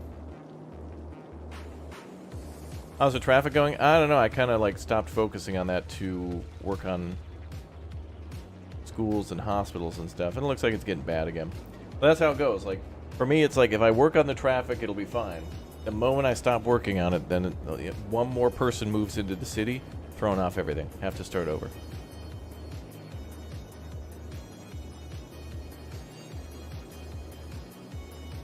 Hey, Gary.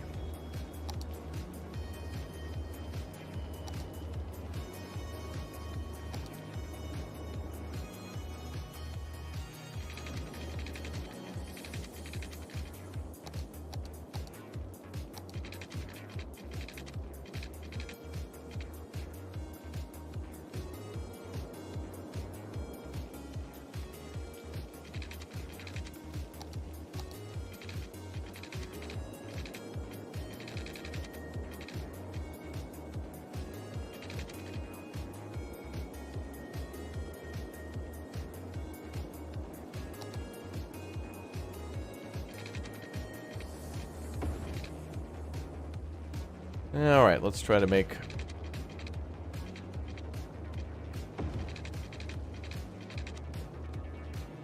something nice.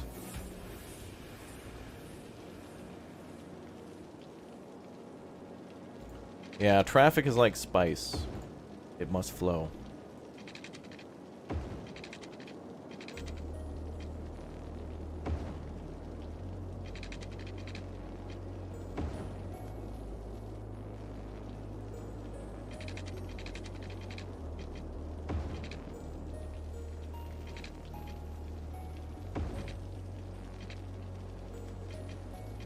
Okay, that's not gonna work.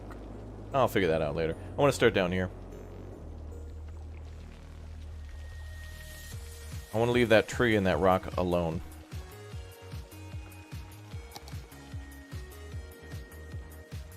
So another park. Another little natural, cute little tree and park.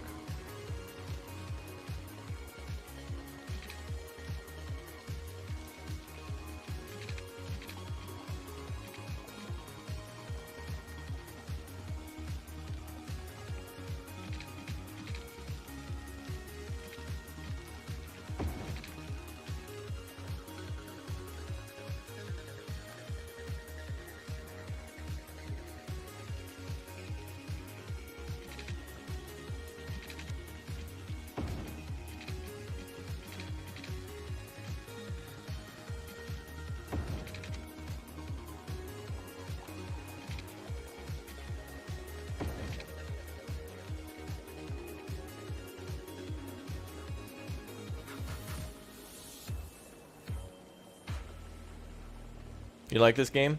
Yeah, City Skylines 1 is a good time, and I would argue that people are most excited about City Skylines 2 not because it's new or because it's all about 1. Like City Skylines 1 is so good that that's what makes people excited for 2. It's more like City Skylines 1 was so good, I hope 2 will be just as good, rather than, oh, City Skylines 1 was okay, I hope 2 will be better. But, you know, in order for City Skylines 2 to be just as good as 1, it's just got to do different things.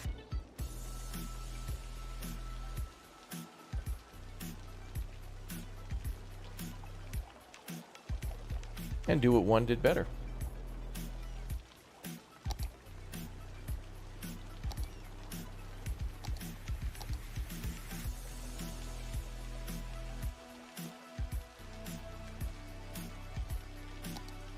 Let's use this railway fencing. Yeah, this game has fountains, yeah. I think there's a few parks that have fountains and a few... and then there's like ploppable fountains, although they're not really... They're kind of small. They're not really large fountains.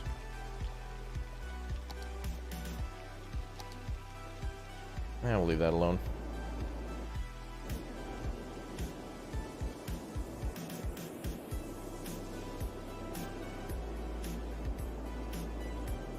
Let's see if people move in. Oh, trash problems again. Actually, we fixed our trash problems. Oh, right, when we built over here. Where did we build our trash? Yeah. Whoa, whoa, whoa. Oh, man, we fixed that. Now it's all bad again. Oh, well. That's why this game is fun.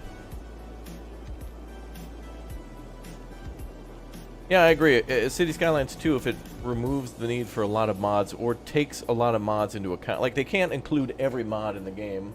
They're going to obviously leave some out that are, like, necessities for some people. But, you know, the nice thing is they won't be able to please everybody with the mods. The improvements that they make that are mods. Or will have a lot to do with mods. So, you know, you just mod it again.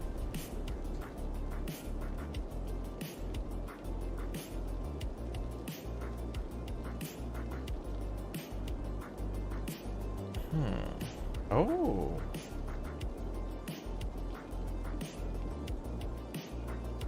Nice.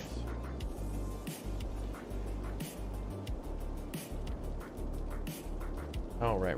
Gotta do that. All right. Getting some new news, chat, about some new games. Or some DLCs we're gonna check out soon. Can't tell you which one, though. I know, that's mean. But all I can say is, soon. Ooh.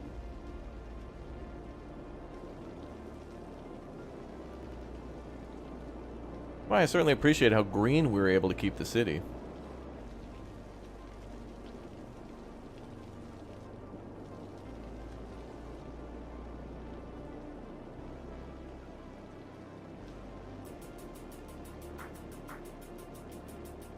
Oh yeah, node control, yeah. Yeah, we'll have to see what options we get. I feel like the developers could release a video every day for City Skylines 2 and still not be able to cover everything before launch. They're just not going to be able to do it. But I feel like you could watch like 100 hours of video, and that's probably worth like 10 hours of gameplay. Like, you play City Skylines 2 for 10 hours, you'll learn a lot that you wouldn't have been able to see through 100 hours of video. Green, where we're going. Water just looks like castor oil.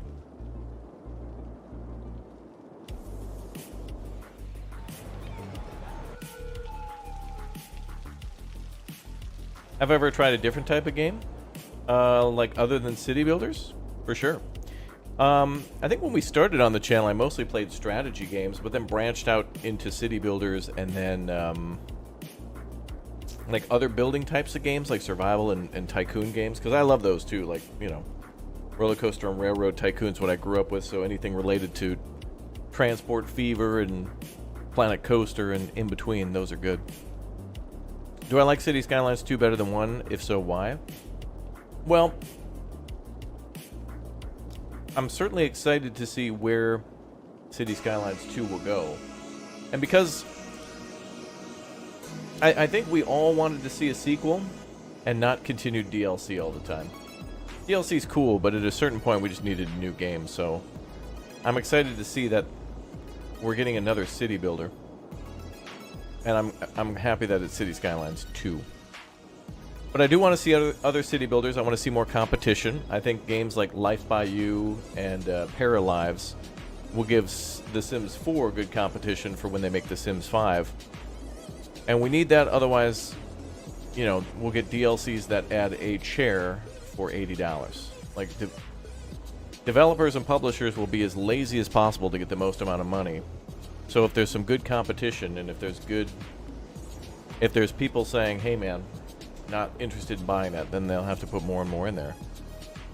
So, but also, some of the things that they haven't explained you know, are going to be like performance-wise. Like I think City Skylines 2 will perform better than 1 in many ways. I think City Skylines 2 is going to have a lot more, you know, hopefully it'll be a newer game, so it'll hopefully load faster, and you know, they know that City Skylines 1 is a success completely. So then it's like, okay, cool. Let's make everything that is good better. Let's improve upon the things that are really, really good. And for the things that don't work so good,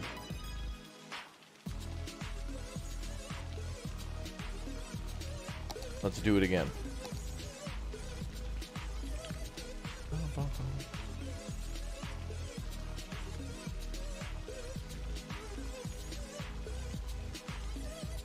Baldur's Gate 3. What is Baldur's Gate 3? Is that an old game?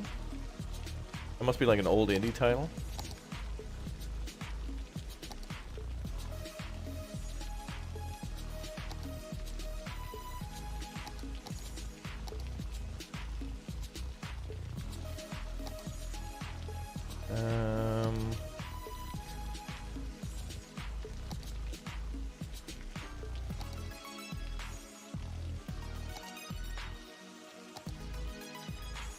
I want to put something in this roundabout.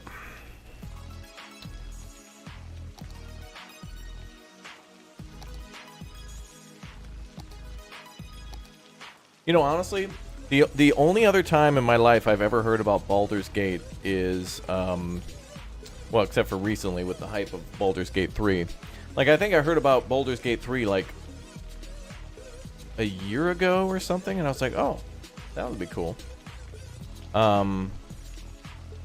But I remember I was at we were at a lake with other families vacationing and stuff, and I remember, like, me and some other kids were just talking about like all the things we like to do, like our hobbies and stuff, like video games and stuff. And like, oh, I play Sega Genesis and like PC games, and they were like, oh, have you ever heard of Baldur's Gate? And I was like, no. That was like a million years ago, so that was like the only other time I ever heard about Baldur's Gate. That's probably back in like 2002? Oh, this looks nice. Oh, damn, too much. Oh, what is this? A bronze cow. A bronze panda. Alright. No bears. Bear-free environment. Yeah, I'm really tempted to, like... There's another new DLC that came out recently for Planet Zoo. I forget what it was, though. Like, Arid Highlands or something to do with, like, deserty regions. They sent me, like, a nice little kit in the mail. I guess, what is it? Frontier has my address, and they just sent me a thing. And I was like, the hell is this? I opened it up, and there was, like, there's like a little thing with sand in it, and I was like, oh, they have a new DLC? Alright, hopefully there's no sand bears or whatever. Well, maybe it's sandworms, but I want to go make a bear reserve in Planet Zoo. That'd be hilarious. That would be hilarious. Bearlarious. Chat would love that.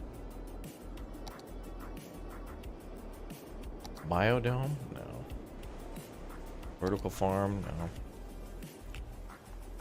They sent me a kitten. I honestly don't even know where I put it. It was like, I put it on like some shelf because it was full of nice stuff. I like when Planet Zoo sends stuff because it's usually pretty unique. And it's usually like a little, like a keychain or something cool that's just nice to put on the shelf. Just to tell you, because they send it out to everybody. Like people who played the game a little bit. Like IGN and content creators and stuff. Like, I'm pretty sure Delay Designer gets that stuff too, and it's just fun to take pictures of. Free promotion for them. But still, it's nice. I've been wanting to do a bear. I would make a bear park, and it would confuse everybody. Be like, Raptor, you're playing... Your title says you're playing Planet Zoo, but this looks like Jurassic Park. Are you sure you're not playing Jurassic World Evolution 2? I'm seeing a lot of security barriers and armed guards and tanks and helicopters and a Laser defense grid and mechs. Are you sure this isn't his? Yes. Tornado, earthquake, sinkhole. Oh, damn. Thunderstorm, forest fire. Ooh, building collapse. Fire, tsunami, and a meteor strike. Ooh. 500 likes, I'll destroy the city. 500 likes, we'll have a big old tsunami.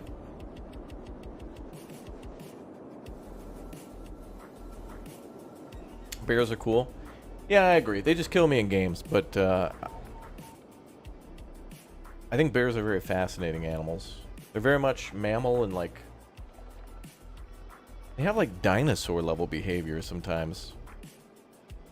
Well, I say that because like, you know, bears try to break into cars and all sorts of stuff to forage for food, which reminds me of how like the raptors in Jurassic Park tried to get into the kitchen to chase the kids in the first one, opening the doors and stuff. So they're clever.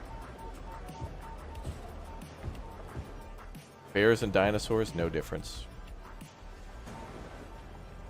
Yo, Josh, thanks for the 4 months, dude. It's a great day to celebrate Raptoria. I know. I know. I also have a special announcement regarding Baldur's Gate. I just got an email that says I can finally talk about this. It's been a very difficult secret to keep, but I can now disclose this.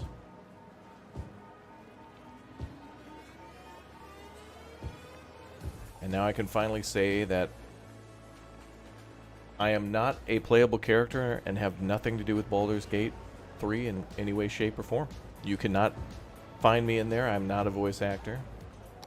I'm not motion capped in the game or anything of that nature. And now I can finally tell you. I had nothing to do with that game at all. And I would have been confused if they invited... That would have been great. That would have been great for the studio behind Baldur's Gate to be like, man, we want you in our game. Do you know anything about our game? No. Do you want to play our game? I mean, if you can make me a character in the game, yeah. Can I play as me? No. It'd be very confusing. But it'd be hilarious. It'd be like, well, guys, I'm just playing Baldur's Gate now because I'm in it. Because, like, it would be weird to be in a game and then not play it.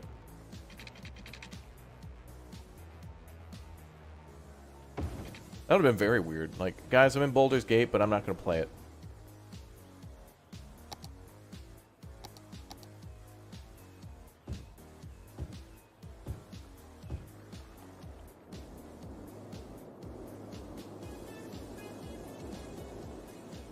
That will happen sometimes, though. Devs will send over... I've been noticing more and more frequently, like when we play that one factory game called Nova Lands and... like construction simulator. A lot of devs will put in like my logo, or like even there's like a bus simulator that has the Raptor logo. Like there's a really cool bus wrap in I think it's Bus Simulator 20 or 21 or something like that. And they actually have like the whole Raptor. It's really cool. They put a lot of work into it, or at least it looks really, really nice, like they did. And the devs do that all the time, where they reach out to creators and put their stuff in there, which is kind of nice. It's like, oh, that's cool. And then you guys can type in the code, too. You know, speaking of bus wraps and stuff, too, I really think City Skylines 2 should step it up with how nice the... I really don't feel like the planes, the buses, or anything that I've seen really look nice. Like, all the vehicles and stuff still kind of look like this. Their models look nicer, but it's just basically, like, generic white plane with, like, a stripe down the side. Or like tram that's just purple because the line is purple. Or bus that's red because the line is red. I really wish they would do more... I feel like you could get a little bit more creative with that, you know? Like Transport Fever 2, you can kind of do the same thing too. But it would be nice if you could just... if there was just an in-game... You know, because the airport DLC allows you to make your own airline and like pick a logo and a name, and it might appear on the planes. I don't know if it does or not. But it seems like that should be a pretty easy thing. Like maybe the cop cars and the ambulances and stuff all look the same, that's okay. Because it just says police on the side. But I feel like the mass like planes, trains, trams, buses should all be the first thing that you can customize. And then, other than that, then you should be able to like do... Because they do have that vehicle DLC. There was like the vehicles of the world or whatever. And that DLC allows you to adjust, like how garbage trucks and stuff look. Although I can't adjust this one. Oh, here. Yeah, like they have that one DLC pack where you can do like the regular garbage truck looks like that, but it included like 2 trucks now, large and small. And some of the train DLCs let you do that too. Or mass transit DLCs let you pick the size of the vehicle, or like if you want a high-speed train or whatever, but... I haven't even put train lines in here yet. We've got so many people just coming in from outside connections, it's crazy.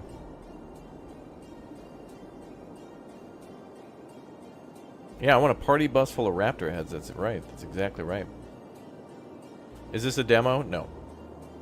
So as the title implies, earlier we were watching City Skylines 2. The developers every Monday and every Thursday have a featurette that they put out that shows actual gameplay and mechanics and like gameplay footage that they put into little videos to show how the mechanics will work. And then they talk more about that gameplay on Thursdays that elaborates on it a little bit. But as it says in the title, we reacted to that. And it also says end playing CS1 2, which is City Skylines 1. So the way we do it is we watch a little bit about that, City Skylines 2, and then go back to play 1. Because I really want to be able to play City Skylines 1 for the last time this year before it comes out in October. So of course we'll play once September hits, it's going to basically just be Starfield. And then once October hits, it's just basically going to be City Skylines. And I'll probably play some other things in that, but honestly, I don't know, Chad. I feel like I just want to I don't want to put out any specialty videos where, you know, maybe for City Skylines, I put out one video that just says City Skylines 1 first look, and I just build a city and talk for a little bit, and that's it. But I just want to, more than ever, I've just wanted to play games rather than doing like videos on games, you know? Like I don't know if I'll do like a tips and tricks video on City Skylines 2. Dude, when you build a road, dude, just like do this, dude. Alright, cool, dude. That was the video. Thanks for watching. Like, I don't know.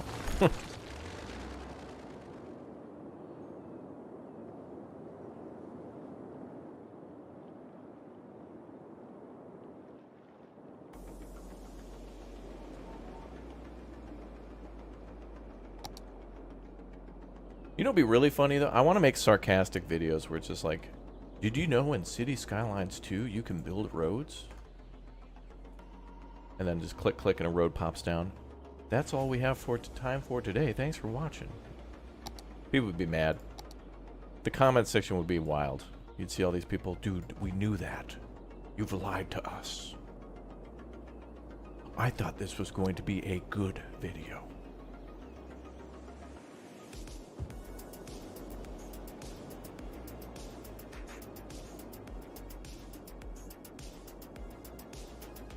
You should play Five Nights at Freddy's. I think what I'm going to do is play a Fortnite at Frederick's.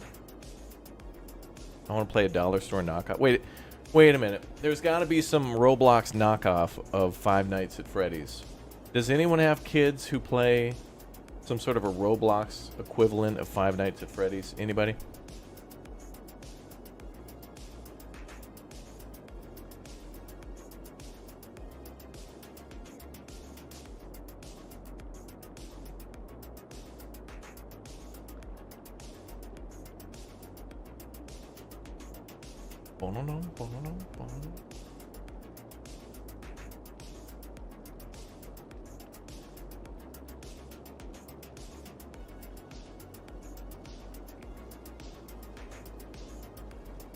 Probably. Oh, good. Now we got the city growing a little bit. Build a Wendy's and A&W for City Skylines. You know, it'd be interesting to see some corporate tie-ins for this game. Or for the sequel. I wonder if they would do that. And I think the answer is no. I remember, though, when SimCity 2013 tried to pull that crap. They put in on the Nissan Leaf. They tried to put an electric car in there so you could put down a Nissan Leaf charging station. And they made it so that way there was a progressive auto insurance building in there. So that way you could build the progressive auto insurance building. And then if a disaster hit your town, it would like pay, it would give you money to pay for the reconstruction of structures. And I think there was some other stuff too. There is a Five Nights at Freddy's and Roblox. I knew it. I knew it. Yo, Ghost Gaming.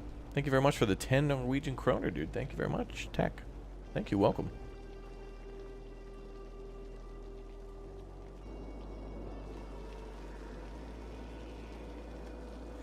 All right, we're getting a little bit more on the... ooh, just a little tiny bit of industrial demand, too. Getting a little bit more on the commercial demand.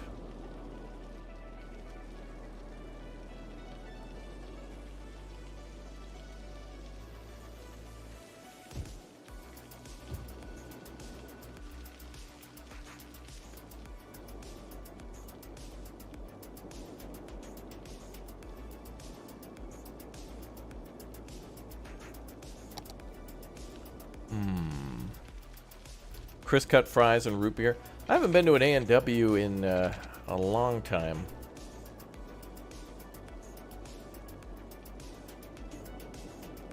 I know there's like one at the... I don't know. I think there's like one... There's a few malls you can go to where they're on the inside. But... I don't know. The appeal of like Sonic and A&W, or the whole like pulling up in your car and having the kid come out in like rollerblades or something.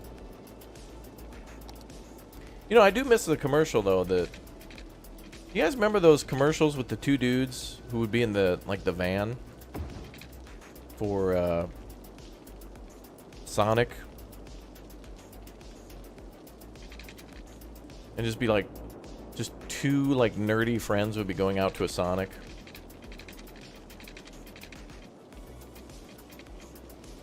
Those were actually some good commercials, and just be like, they'd be in the Sonic like drive-through and just asking questions. It was a little bit like the whole PC and Apple commercials, a little bit.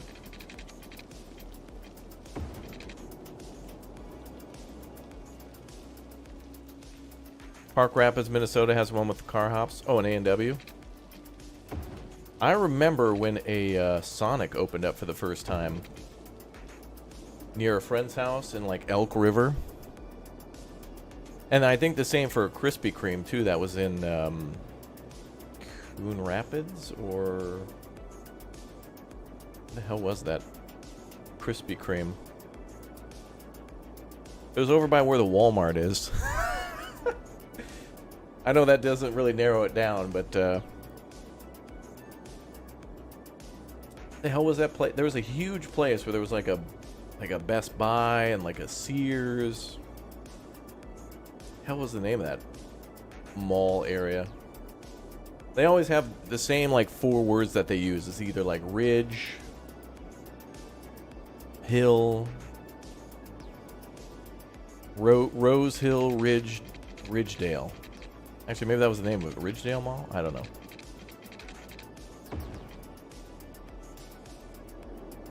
Some damn mall. But anyway, they opened up a Krispy Kreme when we were in high school, and it was insane. I always like that when they open up a Krispy Kreme, or like some sort of a food, like if Chick-fil-A comes to town for the first time and they have to call like the police out to like direct traffic for like a week.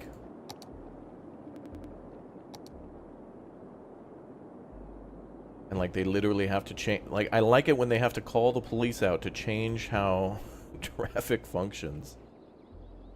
To like shut down the city. Like they put out a police advisory like, stay indoors, the Krispy Kreme is open. Unless you're going to Krispy Kreme, stay at home.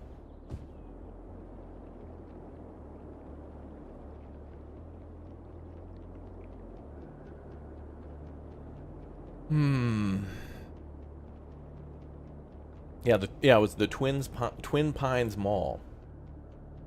Here's a good did you know though. Did you know in Back to the Future, after Marty comes back from 1955 and he's at the mall, The mall name changes from the Twin Pines Mall to the Lone Pine Mall. Because Marty like plowed over one of the pine trees when he first arrived from 1985.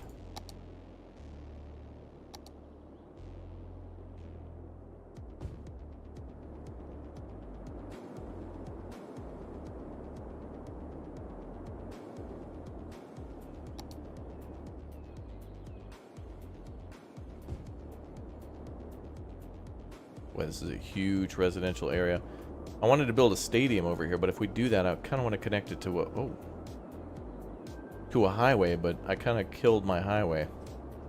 I didn't really kill it. It was just kind of just ends.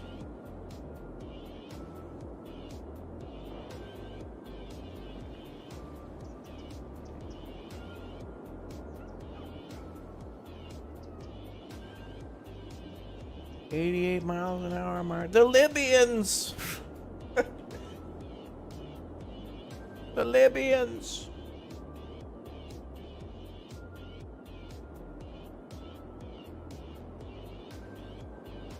Elk River Sonic is my stop after the Airsoft to Big Lake. Yeah, I think it was an Elk River? I don't know. I think so. I think it was near there.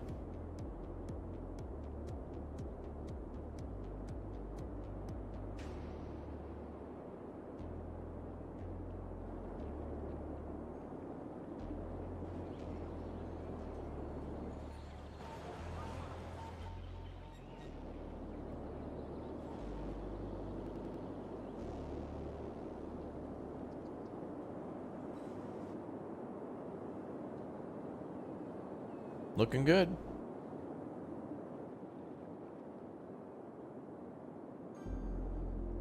Oh, there we go. City's starting to grow. All right.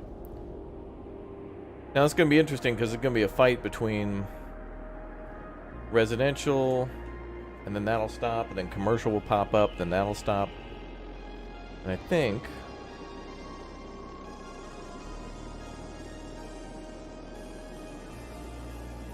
we put in some more offices somewhere.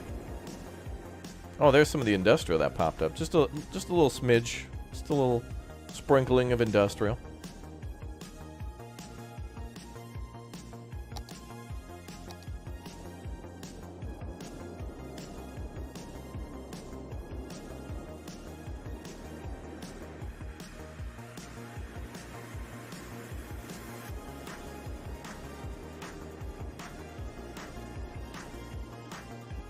I think we could put in some offices somewhere. Maybe there.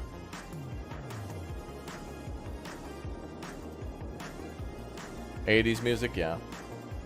Yes.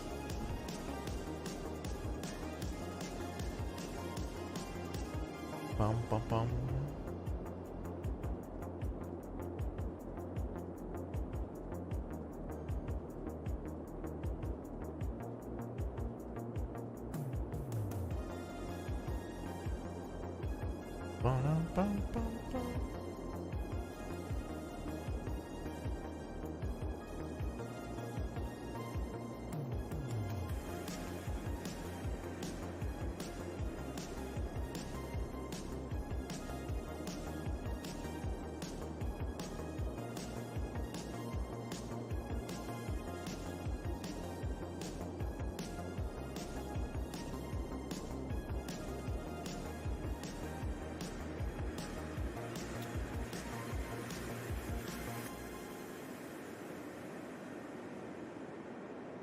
Oh boy.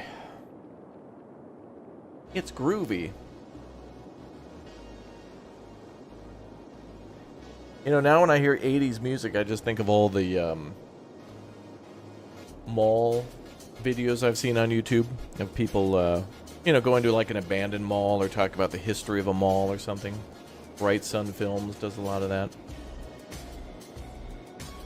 Actually, this should be a avenue.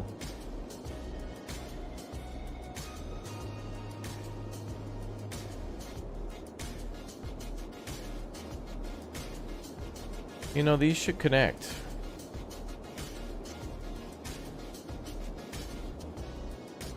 with an avenue. Kind of too late now, though.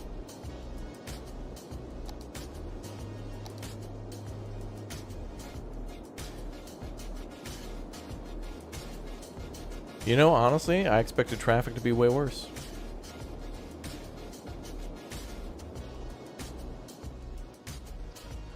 There's not much I can do about that train. Oof, traffic flow bad, though. But,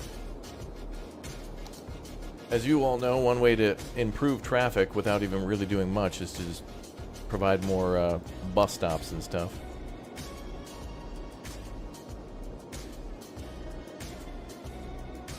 Where's our metro?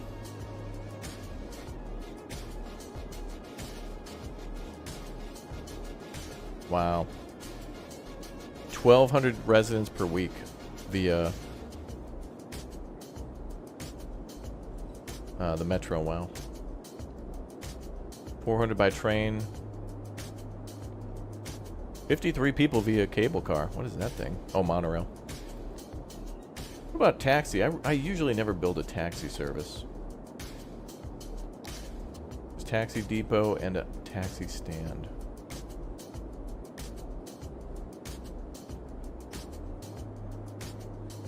Could also build some helicopters, but that's kind of more like, I feel like that's more for tourism.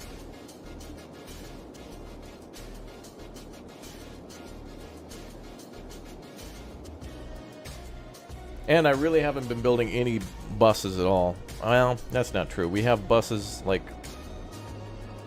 we have buses in this part of town and then like around the train, and that's about it. I want more people taking that metro.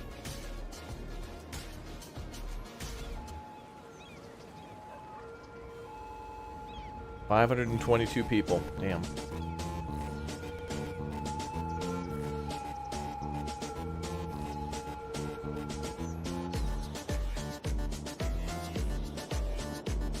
Bang it.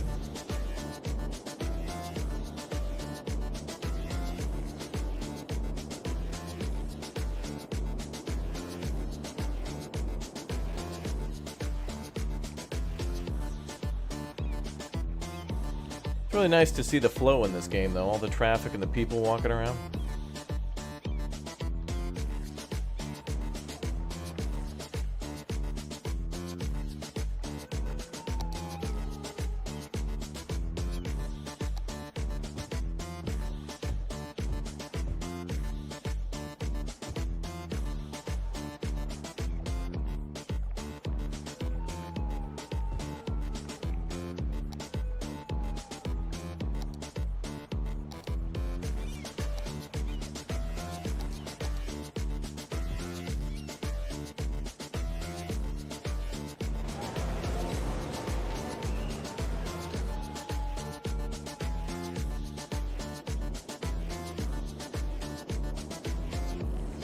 Woo.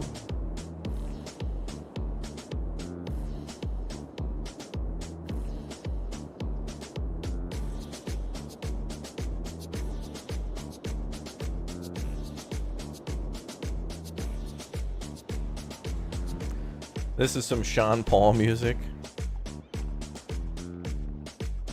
Yeah, someone get Mr. Worldwide in here.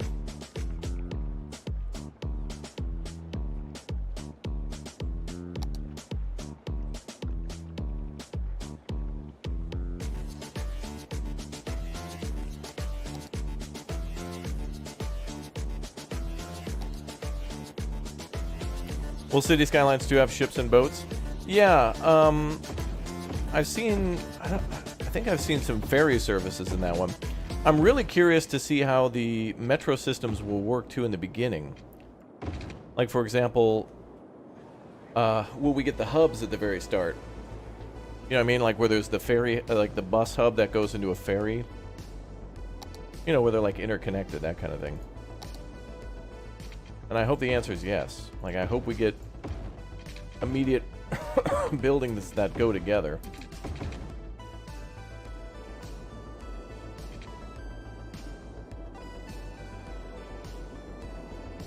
Like, for example, this train station here also has a metro line underneath. So you can connect, you know, the train immediately goes into a metro, and then we've got a bus station built, like, literally next door.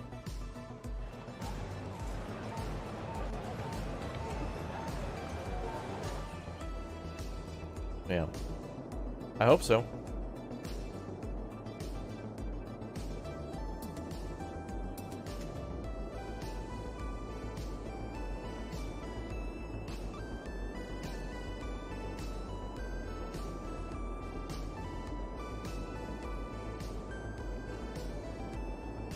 Nice to see the plus 27,000. We were in the negative for so long.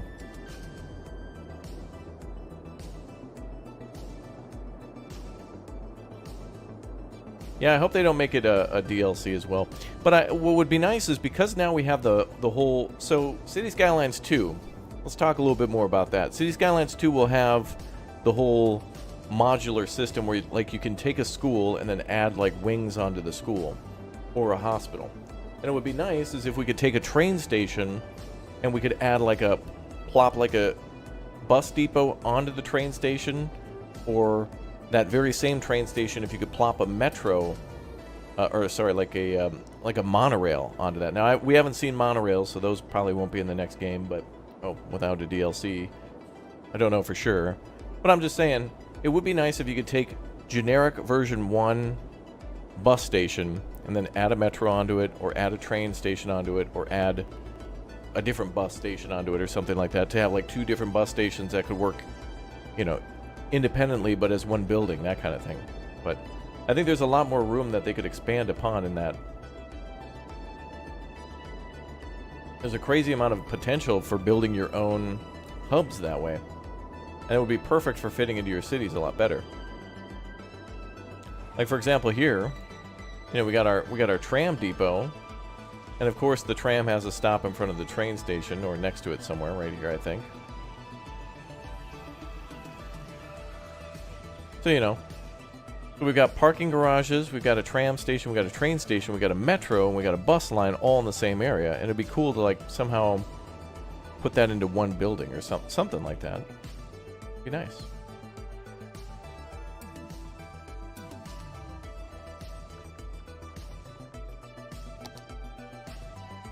And I feel like I want to be able to just design...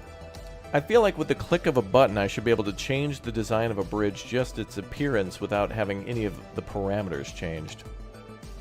I would love for a bridge to do the same speed as another bridge, but just to look different.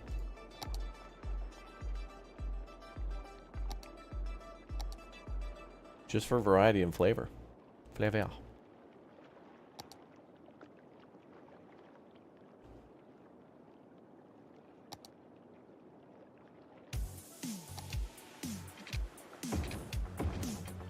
Oh, that's bad.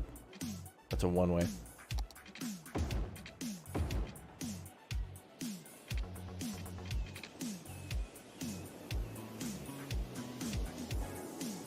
Whatever.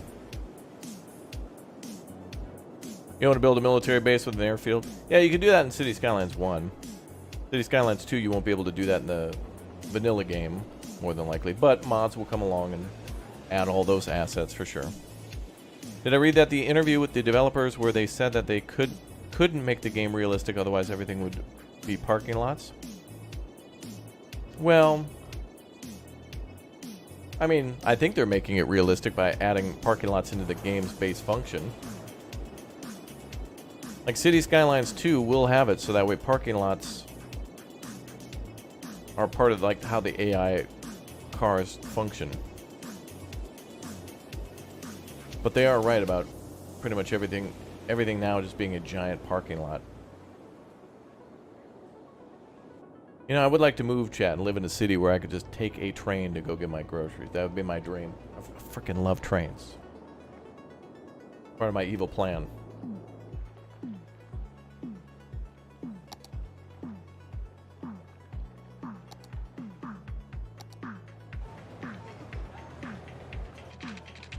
Oh, what the hell?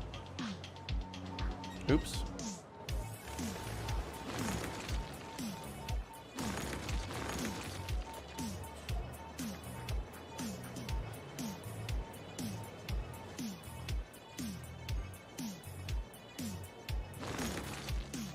I want to take a couple of train trips this year. Oh, wait a minute. Oh, I'm doing that thing where I talk about things I want to do and then don't do them again. Alright, my goal this year is to do nothing. I'm going to stay home every day and play video games.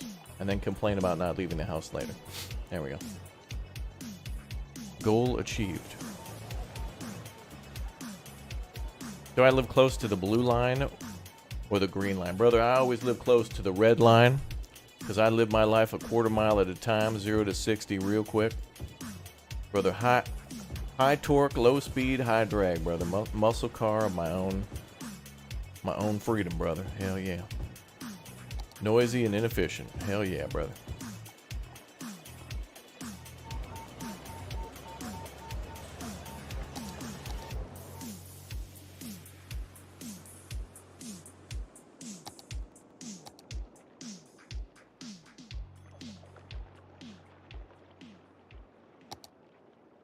Done, lol. Chat, you laughing at me?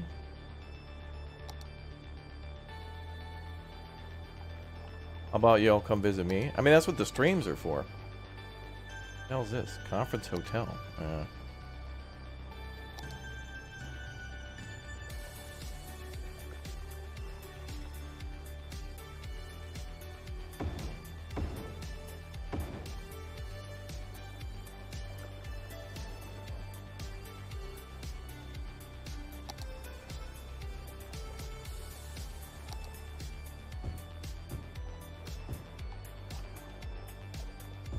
I've decided, chat, I've been doing too much declaration and not enough doing.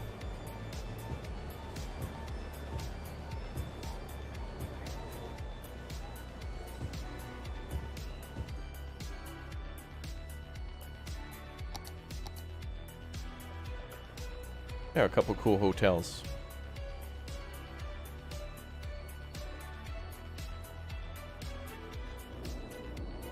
Should plop down some more hotels too. You know what? I will make the declaration of this, though. What I would like to do in City Skylines is, in City Skylines 2, would be, when the game comes out, you know, we're going to do a full analysis of going to every map and kind of looking around and getting a feel for what it's like to build in a general climate where it's like between, you know, 8 or whatever, but I want to build in some other cities, and I don't know, I want to get the full experience. But when it comes time to finally settle down, I want to put in a ton of time into just kind of building one city. We will at the beginning, of course, take a tour of everything and try to look at all the maps and try to build a few different cities in a few different styles. There'll be, of course, North American style and European style, but eventually I want to sit down and really just spend like an entire year just building one city. And when we start, we'll probably do a no mods, no DLC city. And then whenever a new DLC comes out, we'll start a whole new city, because we'll probably get new maps too. We'll see a new city and a new map with new DLC.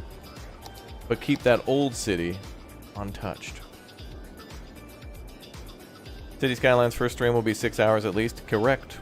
And then we'll go right into our second stream, and that'll be another 6 hours. It's going to be crazy.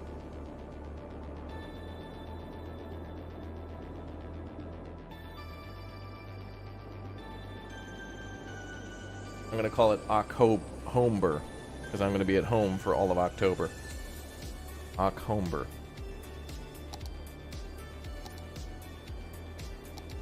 There'll be no escape, no outside, no hopes, no dreams. Only cities.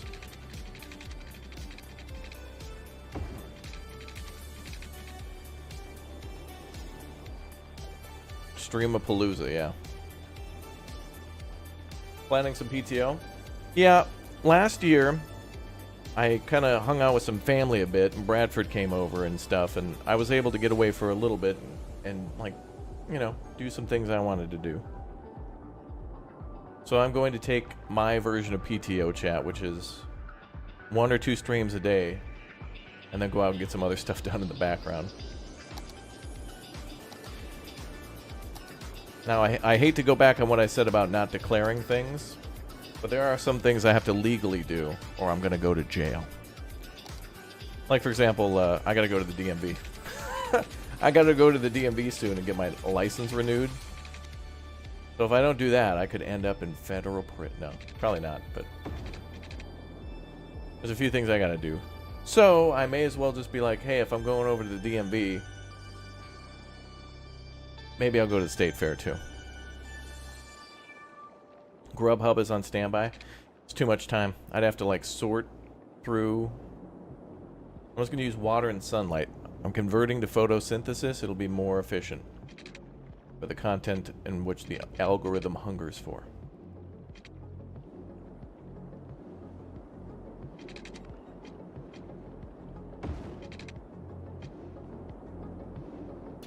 Chewing takes too long. Imagine all the time that you guys could reclaim if you didn't chew. Just eat everything like a goose.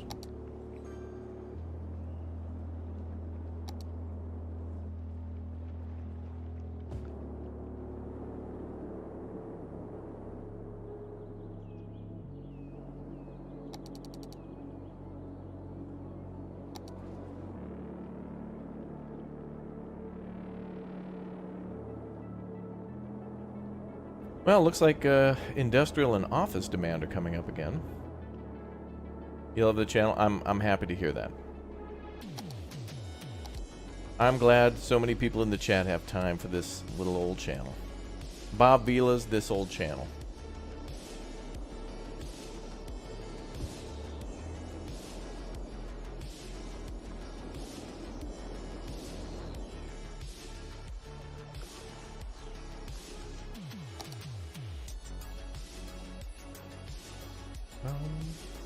Do you think streaming restricts you from getting fully committed to a certain game for a variety of reasons, I mean? Not really. Actually, I feel like it allows me to complete a ton of games. Some people were saying... There was like a couple of comments recently on the videos that said he never completes any game, and then there was like 81 likes on it. It's like... I mean, to be fair, they're right, but there's real no end credit screen to like a city builder. Like if you're playing City Skylines, it's not like, congratulations, you have built a city, and then the credits roll.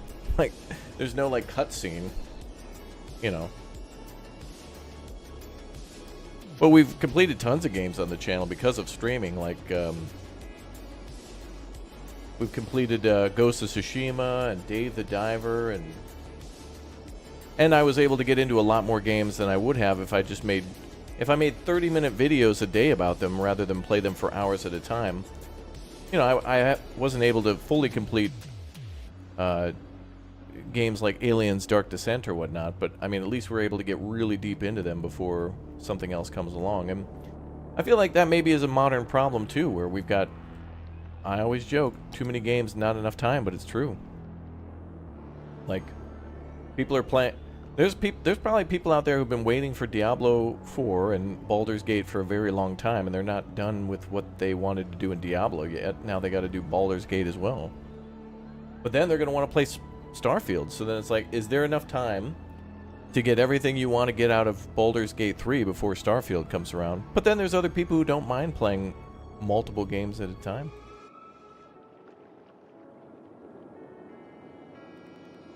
I don't know. Everybody's got a little different feel, I guess. Don't mind these comments. We're here for the variety and watch your commentary. Yeah, but I appreciate the feedback, though. Like, some things are true, but there's reasons where it's like, that is a true statement, but that's like saying the sky is blue. Like, dude, you play so many games. True. Dude, you're always live. True.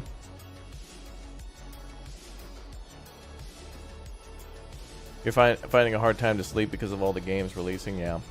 Well, I really appreciate it when the boys are able to at least join for a little taste of some games that we could really, truly, deeply get into. Like, honestly, it would just be amazing to do like a full-time Microsoft Flight Sim channel.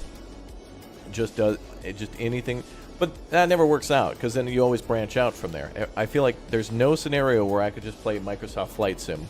Because then I'd start talking about Flight Sim mods. Then I would start talking about games that are like Microsoft Flight Sim. Then we'd start playing some other games that are not Flight Sim, but simulators like, I don't know, Farming Simulator, American Truck Simulator, you know.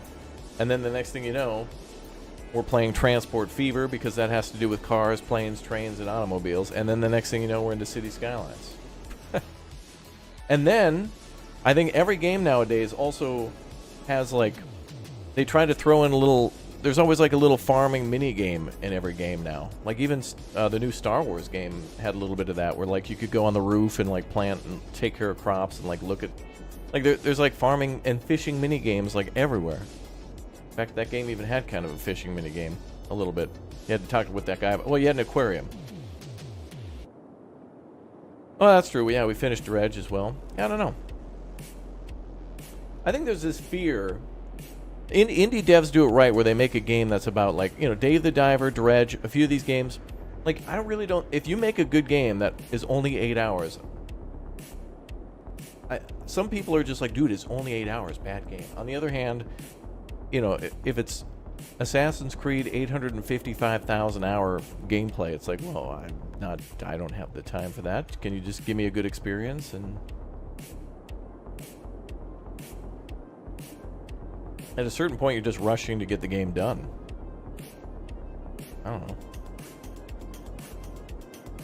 Next thing you know, the government's secretly recruiting you to fight aliens. Well, secretly, no.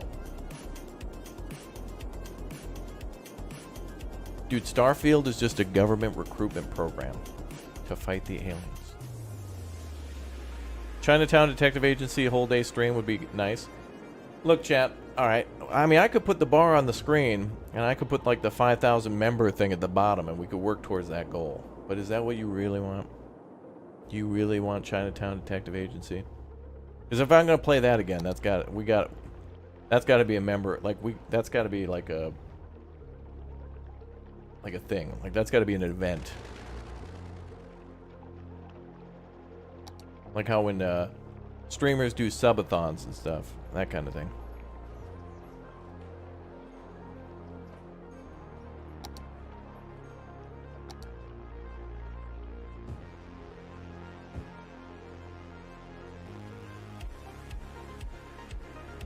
Yeah, Starship Troopers is a live-action simulation. Exactly.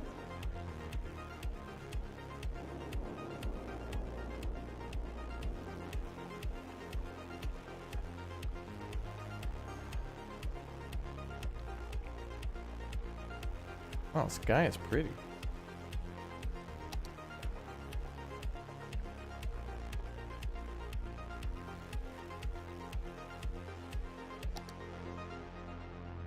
Alright. It's amazing how good City Skylines still looks, and yet it's looking very dated at the same time. That's not bad. I mean, I think you could say that about like The Sims 3 and a few other very popular games, and that's not bad. They're just in the time in which they were made. Nothing more, nothing less.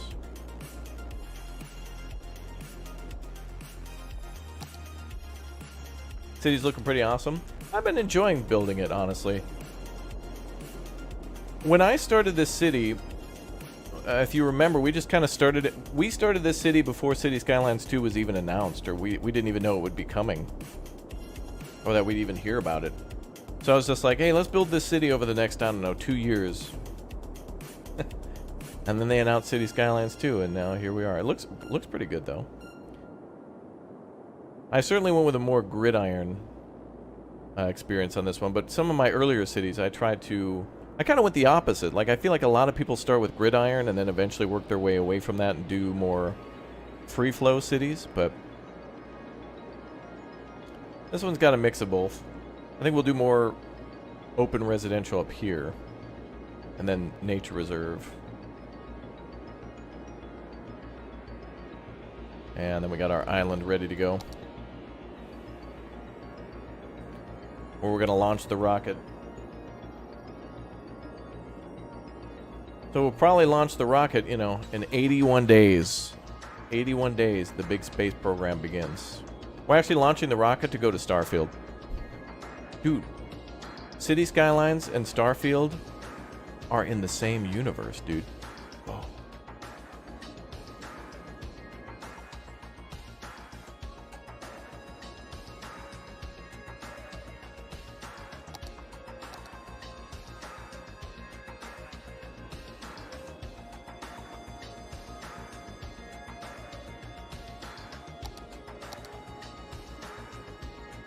A rocket, is that even a building? Yeah.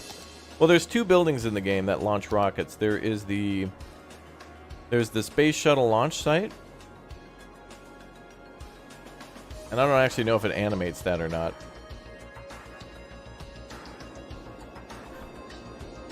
Wait, hold on. Okay, City Skylines is so broken. Oh my god.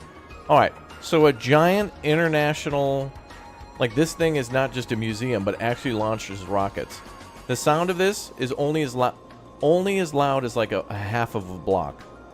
Like, you wouldn't be able to hear it. It's like, oh, is the giant rocket launching? I could barely hear it. I was on the other side of the street.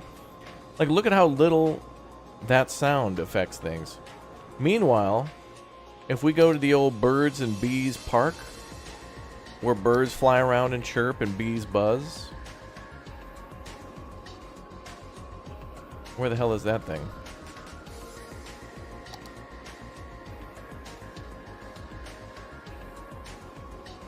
Gotta find that.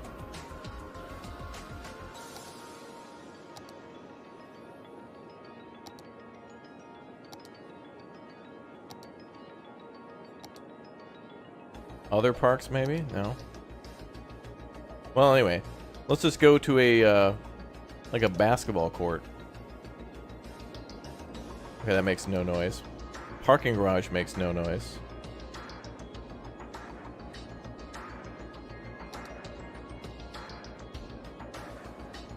What the hell's the damn bees? Ah, screw it. Anyway, if you click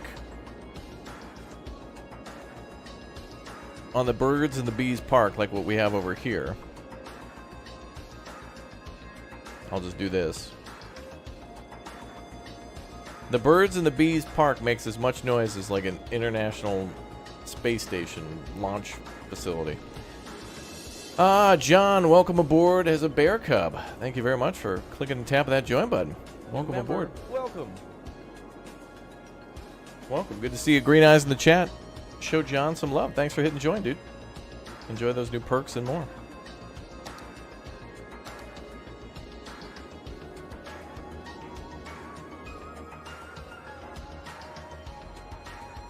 Maybe we'll make a little business park up here or something.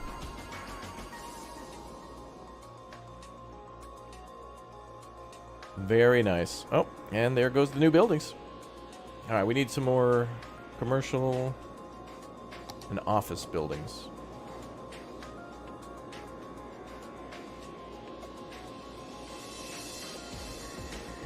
Yeah, it must be some really loud birds to be the same audible level as a like a rocket launch site.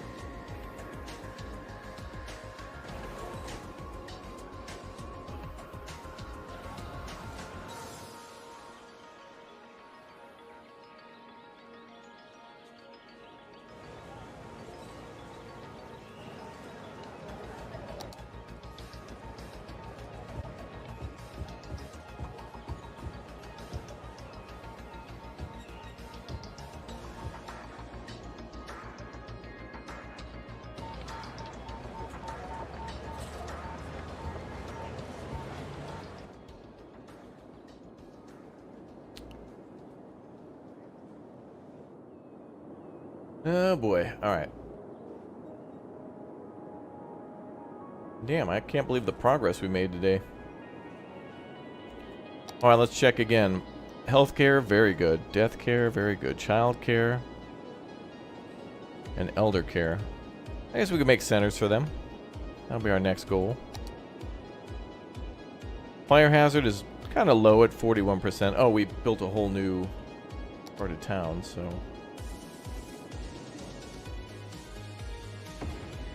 Might be wise to build a little fire department there.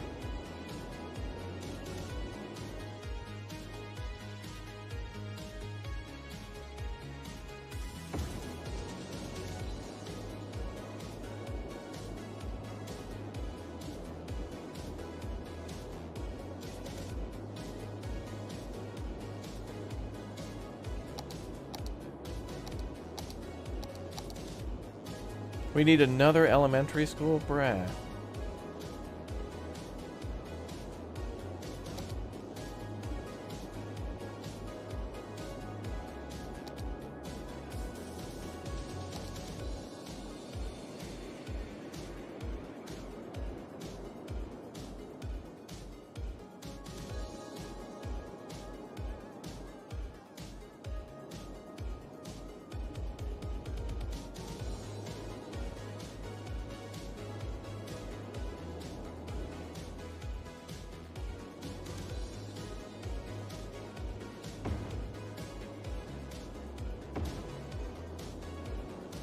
I'm just going to build 2 there for now.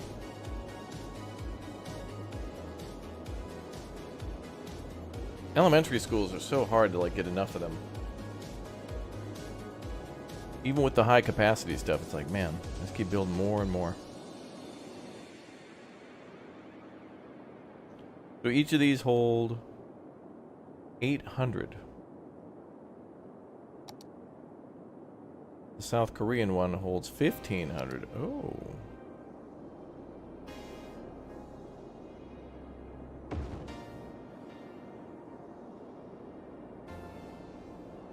I'm just going to build that. Alright, we need to make that look pretty, but some of that's got to be placeholders for later. Because I want the city's population going up and I want to put schools down.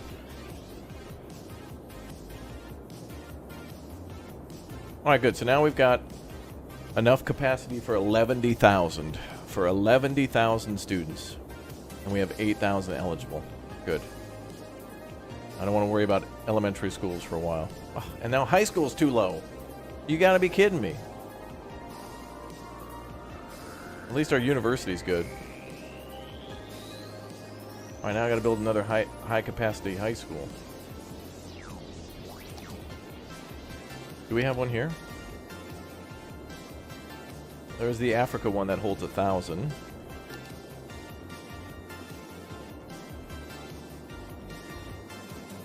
High capacity high school 2,400. Okay.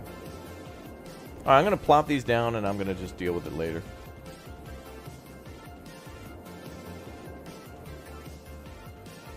Killing my vibe, man.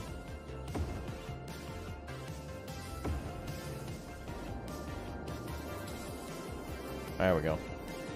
Alright, cool. So now we got capacity for almost 3,000 more students. For high school and middle school, or high school, elementary, good.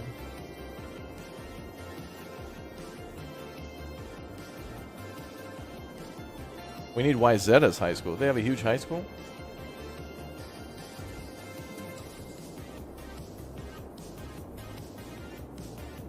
Yeah, what do kids need high school for anyway?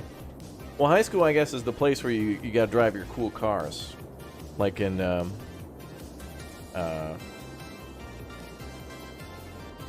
Fast Times at Ridgemont High. Dazed and Confused.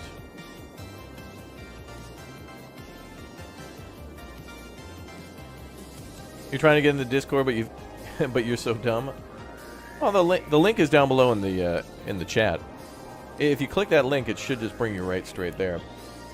And if you have the Discord app, I think it opens through there first.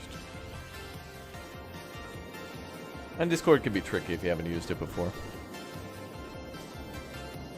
3,500 kids go to YZ's high school? Oh my god. I think it was like 600 in my graduating class. But that, I guess high school does account for multiple years. In the United States, it's, well, 4 where I went to. What was that explosion of happiness? Did we open up a Wendy's? We must have. Yeah, there's the Discord link right there in the chat. Alright, here's what we're going to do. I'm going to save here as school, back to school special. Because we're probably going to need to build way more schools, even though I just built a bunch. What's going to happen, though, is, like, right now, it's like, oh, good, we got, like, almost 3,000 extra spots for kids. Well, the moment that these buildings get filled up, we're going to need more. Alright, I got to make that not look ugly. But by doing that, whoa, look at that, 43,000 on our income. Nice. Nice.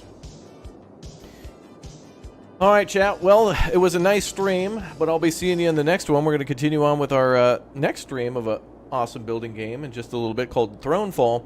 Thank you very much for joining us for City Skylines 2 earlier when we took our first look at more information from the devs regarding maps. They expanded upon that. And next Monday, we'll take another look at the new stuff for climates and seasons. So hopefully that'll tie in nicely with maps and how maps and electricity and other things will work. They do tie in quite a bit. So pretty cool. So I'll see you all in our next stream starting in a little bit later today.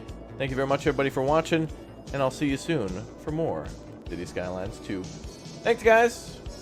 Leave a like. Become a member. Hit subscribe today.